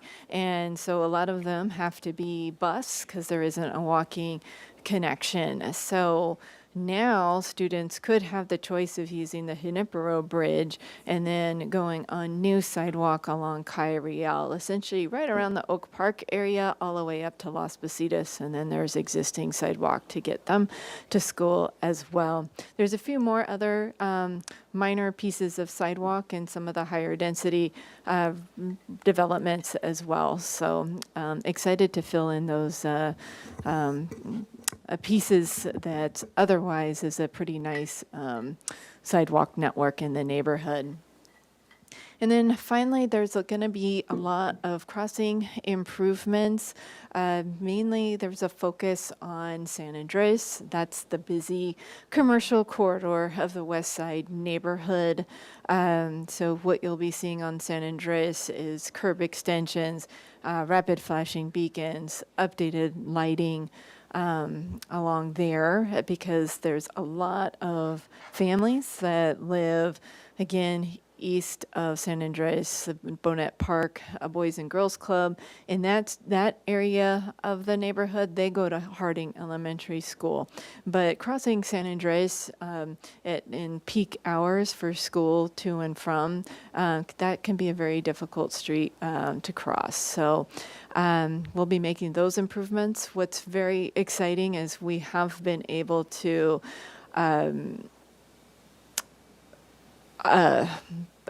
what do I want to say? Fast forward some of the construction timeline. So starting this fall, we'll be making improvements at the intersections of San Andres and Anapamu, and right near Bonnet Park as well. That's Victoria and San Andres, and installing those improvements already with some other additional grant funding. And then there's some additional intersections right in the vicinity of La Cumbre Junior High that will also see improvements. So just to recap, as far as, again, this is very high level for these projects, but what you'll be seeing with all of these three projects is accessible curb ramps, accessible bus stops, the accessible push buttons at crossings, high visibility crosswalks, and street lighting. Right now, again, we're in our design phase right now, and there's lots of technical studies that go along with these projects. We will continue community engagement through design. We have to go to review boards if there's any removal of street trees. There's some courtesy review from our design boards. And then the consultants will prepare their construction drawings. Again, construction anticipated in 2027 with these projects, other than the ones I highlighted where San Andres, we were able to expedite some of the construction there. Any more questions? So what do you do in your spare time? Yes, we are very busy. It's really nice. I always think with our capital projects, it's a village network to make things happen. And we do have consultant teams on the Cliff Drive and Milpas to also help us along, because, again, these are all very, like, safe routes to school, safety projects. Yep. Everybody wants them done yesterday, including us. And so we are really trying our hardest to get these out and constructed. How much was this grant that you got? Well, the total of the three projects totals about $54 million. 54? Yes, and there are city matching funds with all three of those, mixed between about 10% to up to 20%. Okay. Well, congratulations for getting that grant in the first place. Yes, thank you. It's a very ambitious plan. Can I ask about the scope of the active transportation program? Yes. I'm just kind of curious, is obviously citywide, right? Statewide. Statewide, okay. And is it, so is it specifically to address streets and bike paths, or is the scope a little bit broader than that? Like for buses? Yeah. Well, it had bus stops. Yeah, it's basically to encourage active transportation and alternative transportation. So a lot of what you'll see in the bigger cities with the transit routes as well. We coordinate with the Metropolitan Transit District for these projects because these are all adjacent to bus stops and trying to get amenities there. That's the direction I was going. This committee has heard and agrees that there's a problem with a disconnect in our MTD system along the waterfront. And we have a temporary seasonal circulator that solves the problem temporarily. And I understand MTD's looking for funding for a long-term solution, for a community that really wants to push us away from individual automobiles and be more dependent upon public transportation. That's a vital route for service industry employees and visitors alike. If you come to Santa Barbara on the train, we have no accessible Ubers. We have no accessible taxis. You're dependent upon the MTD system, which does not serve the waterfront year-round. And if we could be looking at bringing some of this funding to help subsidize that transportation system, I think that's something that this committee would really appreciate looking at. Yes, thank you for bringing that up. Unfortunately, it does not, it covers capital projects or planning efforts. It does not include operational costs. Got it. So that would need to be under another source. We're about to kick off the next 2-year budget season at the city. And so I would encourage you to promote Okay. transit and for budget. And like you've mentioned, there has not been a sustainable source for transit. Yeah. And it comes down to, I think, values and budget, and there's lots of reasons, but I would pay attention to that during budget season. Okay, thank you. Is it in your scope to delineate? Is it in your scope to delineate between pedestrian walkways and bike walkways? Because I see a real issue in a park that I use daily along Shoreline, the Shoreline Park, because the bikes, I don't know if it's tourists or people who don't care, but they don't stay on the bike path once they go along that hill from City College. They come through the park at 30 miles an hour while people are walking dogs, and there's people in walkers and wheelchairs and people walking their senior family there.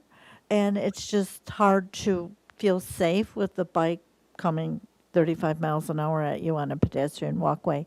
Is that in your scope to maybe paint a brighter line where that brick transition goes from the hill back into the street? The short answer is it's not in the scope of the Cliff Drive project, but it is something that Public Works and Parks have been collaborating on to look for improvements.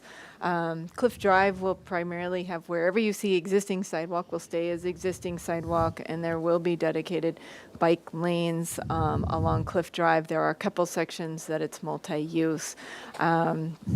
But there continues to be frictions of users, and that's something as we design our future facilities to take under consideration. So are you saying the sidewalks on Cliff will be pedestrian and bikes? No, I'm saying that wherever you see an existing sidewalk along Cliff Drive will remain as a sidewalk. Where you see cyclists riding on Cliff Drive on the sidewalks is most likely because they do not feel safe being in the roadway right now at the high speeds, and it's not protected. So, once we design the facilities, that we do anticipate that the cyclists will use the bike lanes, and then pedestrians will continue on the sidewalks. But there's a couple sections where there will be an overlap of users just because of limited right-of-way. All right, I think we're going to have to close the comments because we still have another report and we only have half an hour. So thank you so much. So, wait, does members of the you. public have any comments? Nope. Anyone on Zoom? No. All right, then, thank you very much. Thank you. Great presentation. Thank you. All right, so then the next item is the Parks and Recreation update. Thanks.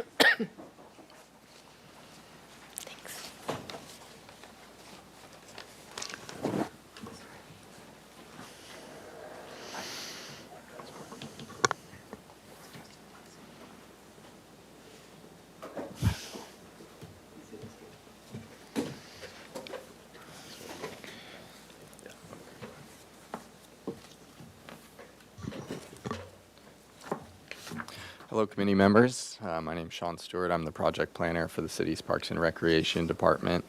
I'm here today to give you a project briefing on upcoming safety and access improvements at Alice Keck Park Memorial Garden. So, as I stated, the purpose of this project is to improve safety and accessibility through the proposed improvements that I'll present to you today. This project is funded through the Community Development Block Grant Program. The timeline for construction is January through March of 2025. And new improvements include staircase handrails, barrier removal on the pathways throughout the park, a new accessible viewing area at the pond, and ADA signage to indicate accessible routes and companion seating areas throughout the park. So first, to illustrate the areas where the handrails will be installed, in these photos here, there will be 3 staircases that will be receiving handrails on the southeast portion of the park that fronts along Mitchell-Terena Street. And then there's 1 staircase, that's the center photo, that fronts along the northwest part of the park on Arriaga, where handrails will be installed. And in these photos are examples of barrier removal that will take place from the decomposed granite pathways throughout the park. So what you see here is flat work within the decomposed granite, and due to erosion over time, it creates an uneven and abrupt surface in the walkway. So the plan is to remove the flat work and replace with decomposed granite to allow for a smooth, continuous surface. These were installed as part of the audio stations throughout the park. So the audio stations will not be removed, but we will be removing the flat work associated with them that goes across the pathways. What happened was when those audio stations were installed, the conduit for those is located underneath the flat work. So unfortunately, it was just not too great of a design that created a barrier. Wait, can you clarify, are you removing them or you keep the audio? The audio stations are remaining. We're just removing the flat work within the pathway. Okay. Can I put in real quick? I think that flat work was also to let people who are blind know where the audio boxes were. Yeah, so I believe there's Braille on the signage as well. But How do you know where the box is in the first place? The flat Yeah, work. yeah, I guess, yeah, I personally didn't really know that the flat work had any connection to it. So you have to, kind of have an awareness of the park before you can be aware that that's what it is.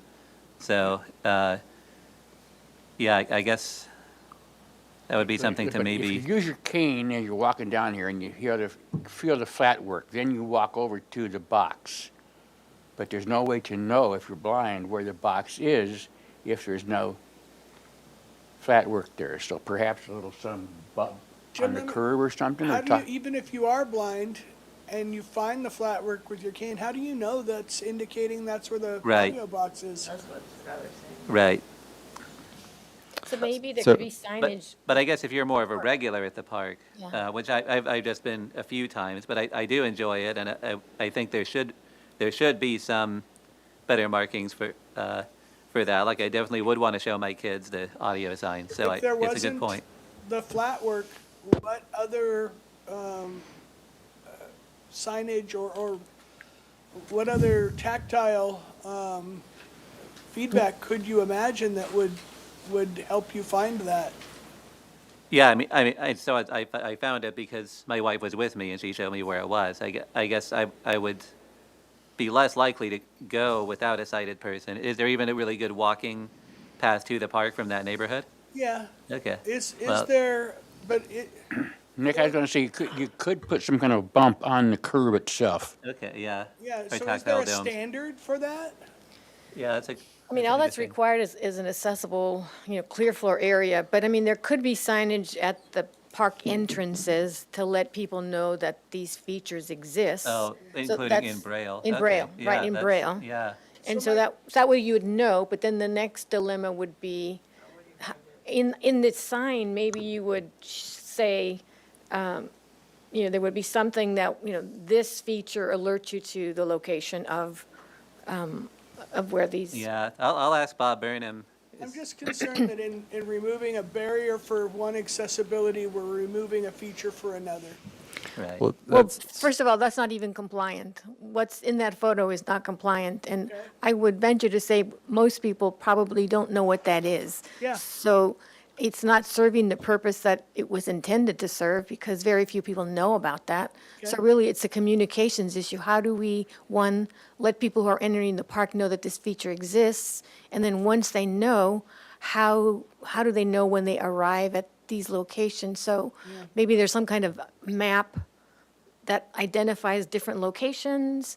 I don't know what other feature, the chirping sound that you have at a light, maybe that at least lets you know that you're getting close to this. I mean, I don't know. Yeah. But Right. there's got to be something that lets people know that these are available so that they can use them. Yeah, in the end, I mean, so much of what we talk about, there's always a difference between first-time visitors and regulars. Even Right. with almost everything that this committee does, there is that gap. Yeah, it's definitely worth continuing. I fully appreciate that this, barrier needs to be addressed. I just don't want to miss an opportunity to try and improve upon the intent here.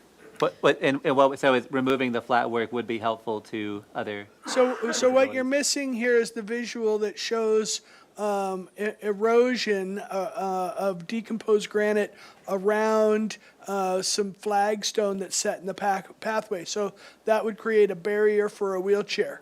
Okay, great. And a tripping hazard for everyone. Okay.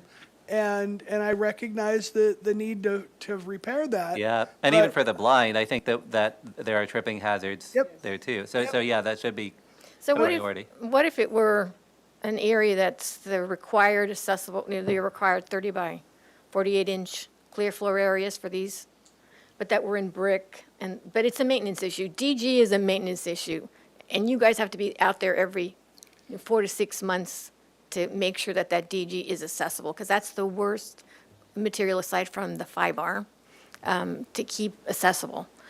So there could be some other material that you have act as the clear floor area in front of these, which is required.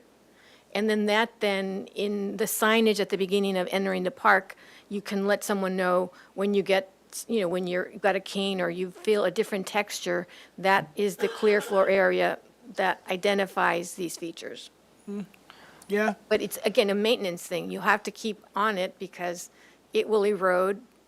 So I'm imagining somebody coming through here with a cane, they're going to be feeling, there's a curb along both sides of this DG path. You're going to be feeling that. Would a little bulb out there around the audio feature be a clue to a visually impaired person? Well, Probably. as long as you identify on some signage before they get in Right. there what they're going to be looking for, so. Right. All right, so I guess we should get on to the next. Sorry about yeah, that. so all great comments. Thank you for those comments. I don't believe we'd be able to include those specifically within the scope of this project because it is a grant-funded project.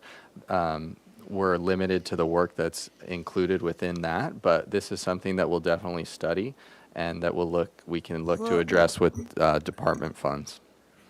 I'd like to understand that a little bit. The grant funding is for what?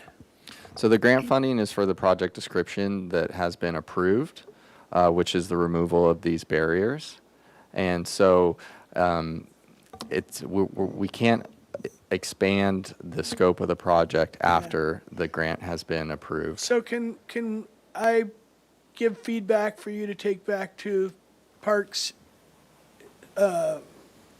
director that we would like to be involved in this planning prior to grant applications? At this point, the ship has sailed, and you're bringing us this project where you can't even take any of our feedback and utilize it in any meaningful way. Sure, Because thank you. Yeah, so, and this grant, this was for fiscal year 24, 25. This park, moving forward, and the purpose of the grant is to also serve low to moderate income persons. And so there's also been a shift with the recent census data.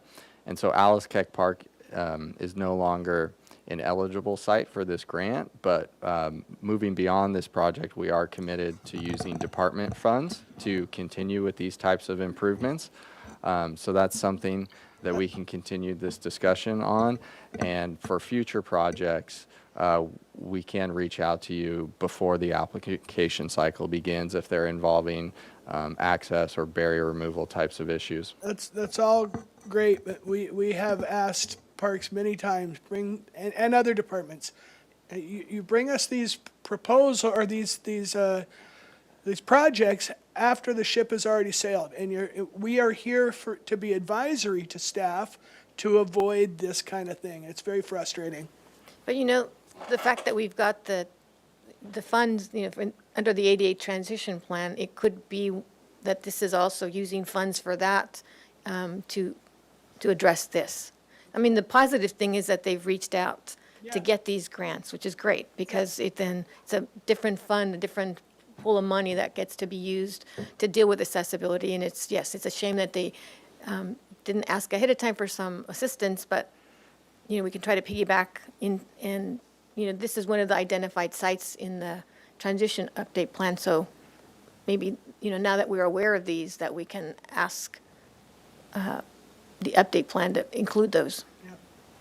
Yep. Okay. Here's another similar example. These are within the concrete walkways, but these are examples of grates that have openings in them greater than 1/2 inch. So we'll be replacing the grates that have, so the openings are less than 1/2 inch. Another example of flagstone flat work within the DG.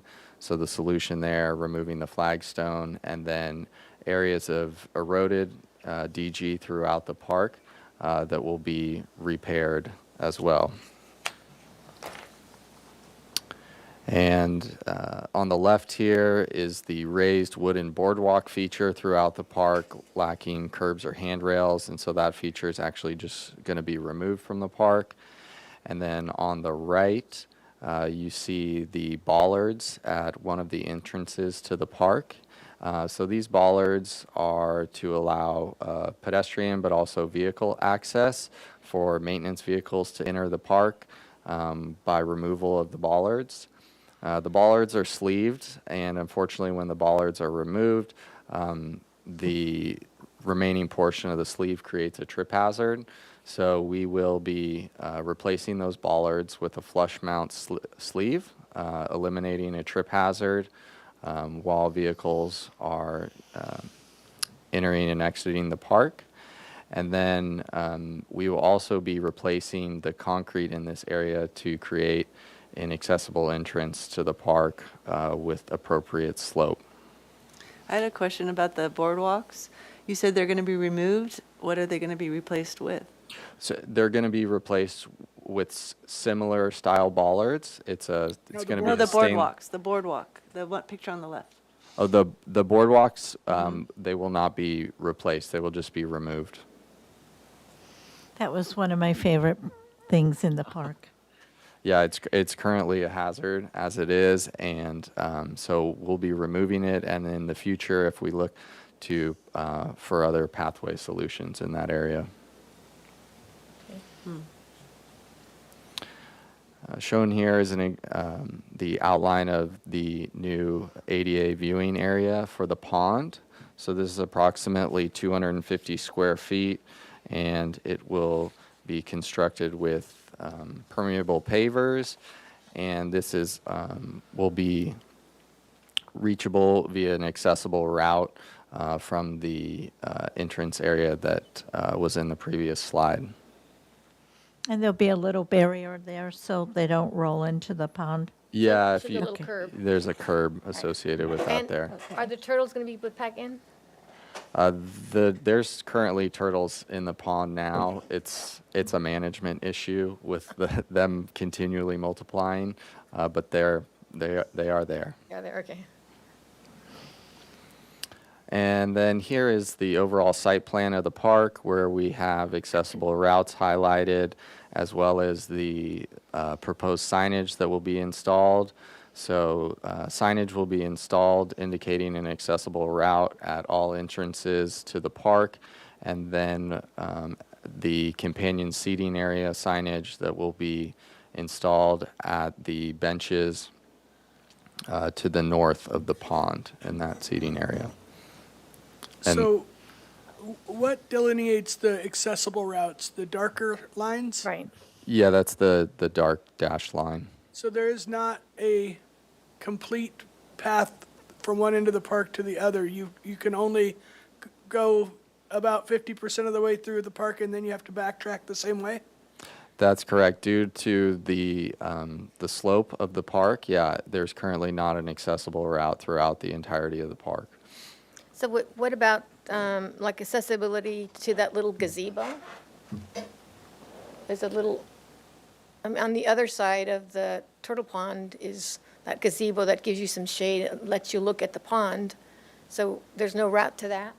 No, and so that's something that we're studying as we continue to invest in the removal of barriers in this park. The scope of this grant, it allows for a very short constructability window, essentially 3 months. Funds are released approximately at the end of the year, and construction needs to be completed by the end of March. And so what we're focusing on with this project is some of the more simpler barrier removal issues that we know we could achieve within that short constructability window. And we're in the planning phase of future efforts. And so we have our existing reports on the park, but we're also looking at bringing another CASP on board to assist with some of these other issues that we know we need to address, such as providing access to the gazebo or some of those. What about the wedding areas? Because that gets rented out a lot by the city for weddings. Yeah, so that's a consideration, as well as the bridges that go across the walkways, and looking at other hardscape areas as well too. Things that would likely require more engineering and didn't quite fit the constraints of this grant program. So you made a comment about hiring another CASP, but Sally Swanson included this in their review, so they already have a list of things that are not compliant. Did you not have access to that? No, we have access to Okay. that report. Okay. Yeah.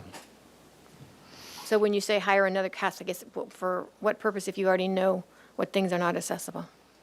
Well, for instance, I believe in that report, I don't believe the gazebo was actually addressed, and Okay. I think some of the other bridges have been left out of that.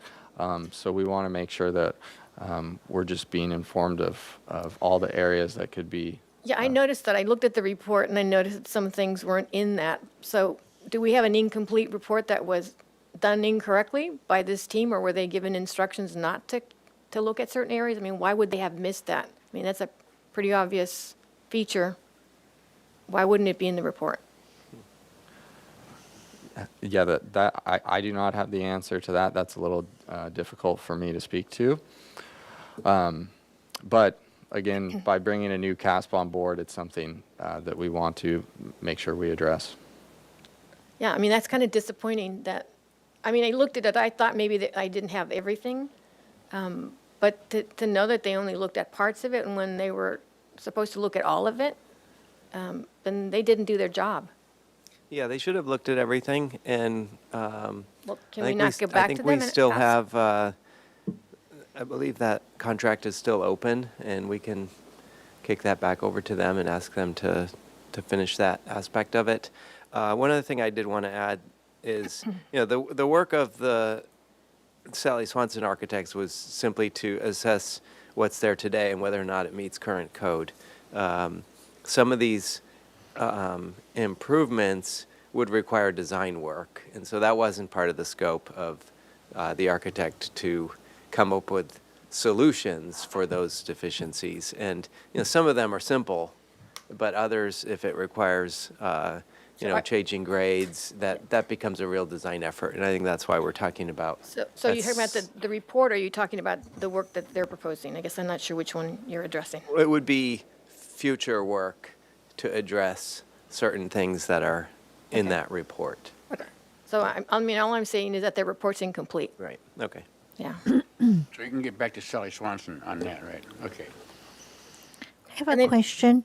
I'm sorry, go ahead. Are we done with the presentation? Does the city have a brochure or a flyer or something to say to people that come into town or live here, these are our accessible parks and recreation areas?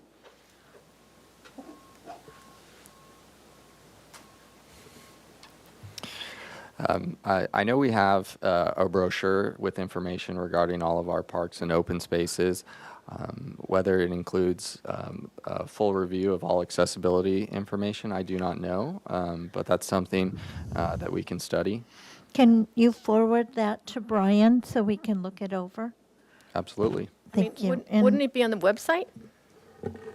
I would think that. Yeah, I mean, most people wouldn't have access to a brochure. I mean, they would be looking, if they're coming to visit, to look at the website.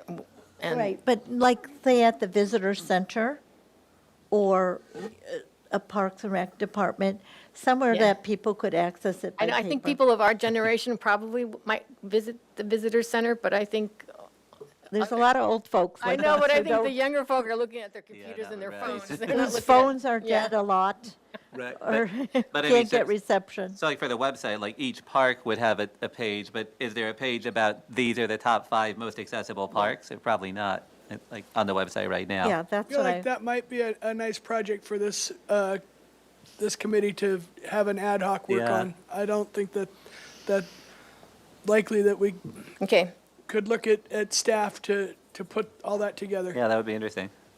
Yeah, that would probably be a good Shoreline. ad hoc, Yeah. correct, so to this was, add. this was the last page Yeah, of your so presentation, right? yeah, this concludes my Okay, presentation. and my last question that I asked the last speaker, do you have the scope over Shoreline Park and in delineating better for bikes to transition to keep in the street?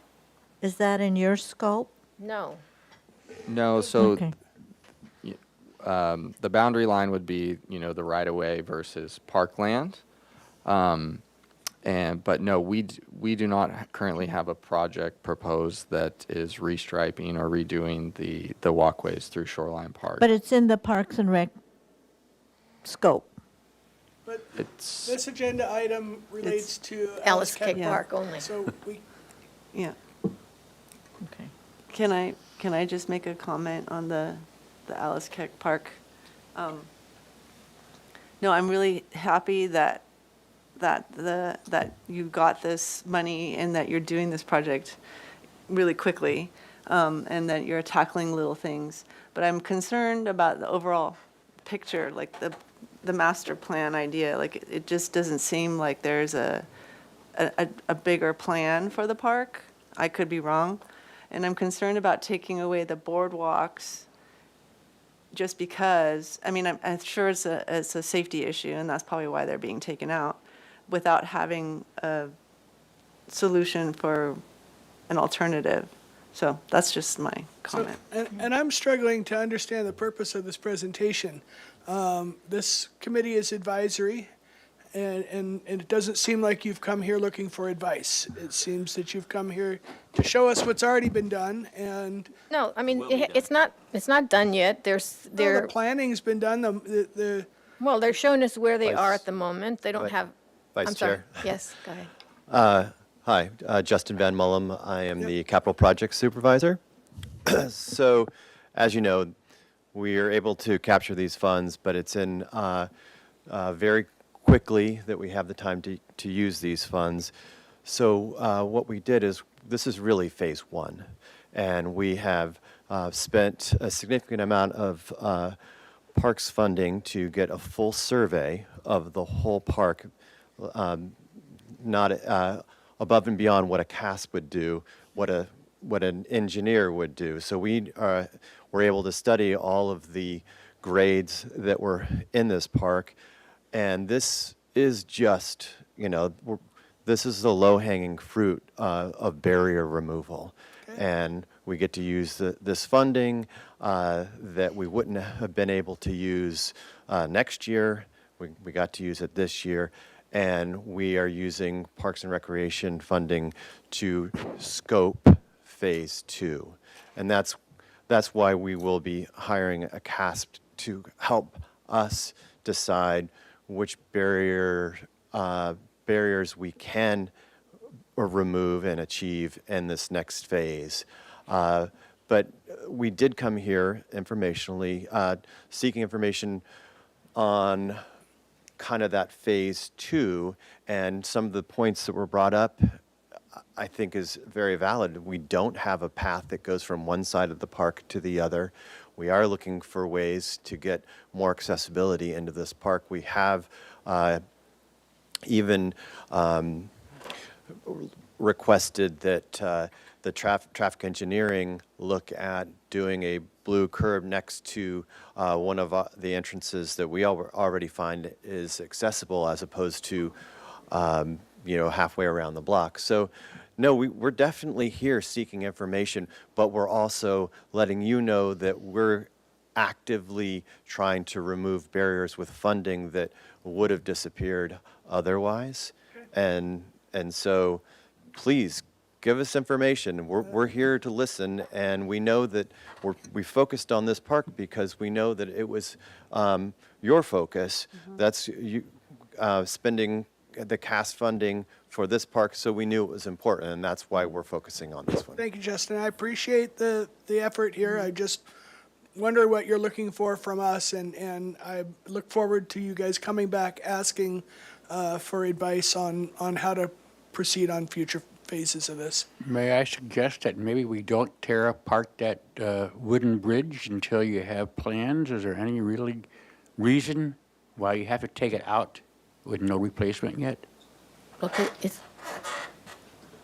I think before committing to that, we would strive to find a solution before then.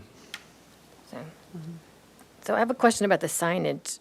You said that we're going to have accessible signage at every entrance. I mean, does that just mean that you're going to direct people to those that are accessible? Because not all those entrances are accessible, right?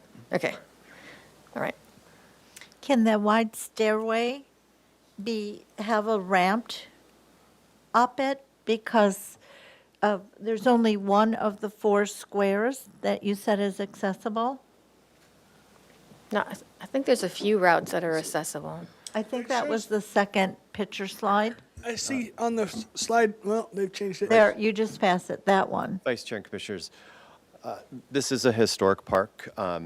As noted by the Vice Chair, our CASP report wasn't CRASCA compliant, but if it was, we would be calling out these as existing legal non-conforming barriers. What we're trying to mostly focus on is achievable barrier removal with this phase. We could look at ramps in the future phases. I mean, ideally, every street frontage of this full block, city block, would have an accessible entrance. But at the same time, that's why we're looking for advice from engineering. We've done the full survey, and we're going to hire a CASP to look at what is achievable. Okay, thank you. Could you put up the slide with the 2 audio boxes? I think it was the first slide you had. Right there. Okay. I have a question for our CASP here. Elizabeth, I think you mentioned the area for the wheelchair. Do you think they have to have a wheelchair pad in front of the audio box? Yes. Right. And they don't have it, right? Right, they don't. But that's why I'm saying is if in the future, there could be a different material, and if people know as they enter the park that this is where you're going to find the audio feature. Okay. Then if you hit this with your cane, or Right. you feel that there's a different surface. I'm talking about the wheelchair access to the Oh, I'm box. sorry, yeah. Yeah, they have to have, And you don't have it here? they don't, Okay. right. Do you understand that? I mean, somehow a person in a wheelchair cannot reach the audio box. Okay. Yep, thank you for your comment. Does anyone have any comments, an additional? Okay. Do any members of the public have some comments? All right, we have Nancy. Yes, thank you. I just would like to suggest that maybe consider using the more active-looking symbol for, wheelchair parking. I believe it was designed by the state of New York, where it shows the person actively moving themselves rather than a passive, just a chair sitting there.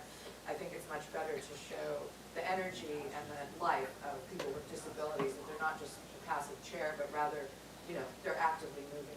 So they would have to put two signs, one that's compliant with the state of California and then that active symbol. So I think just for funds, they probably just do the one that is required by California. They're not allowed to use the other one. Right, right. So. Good idea, though. Well, thank you very much. If, again, I think what you're hearing from the board is that they have suggestions because they've lived the obstacles and can share those experiences with you so that you can, make these features more accessible to others. And it's. And I just wanted to add that there's no way you can get it perfect the first time. It's a work in progress. And so we appreciate whatever little low-hanging fruit you can tackle with rushing and getting the funds. So thank you for doing that. Okay. Thank you. Whoa, we stopped at 12. What, right, wait, hold on. 12:01. 11. That's it then, right? This is our last one. So thank you, everyone, and we finished on time. Woo! Okay. Yeah, it was a good. Brian, I have a Yeah. question. Recording stopped.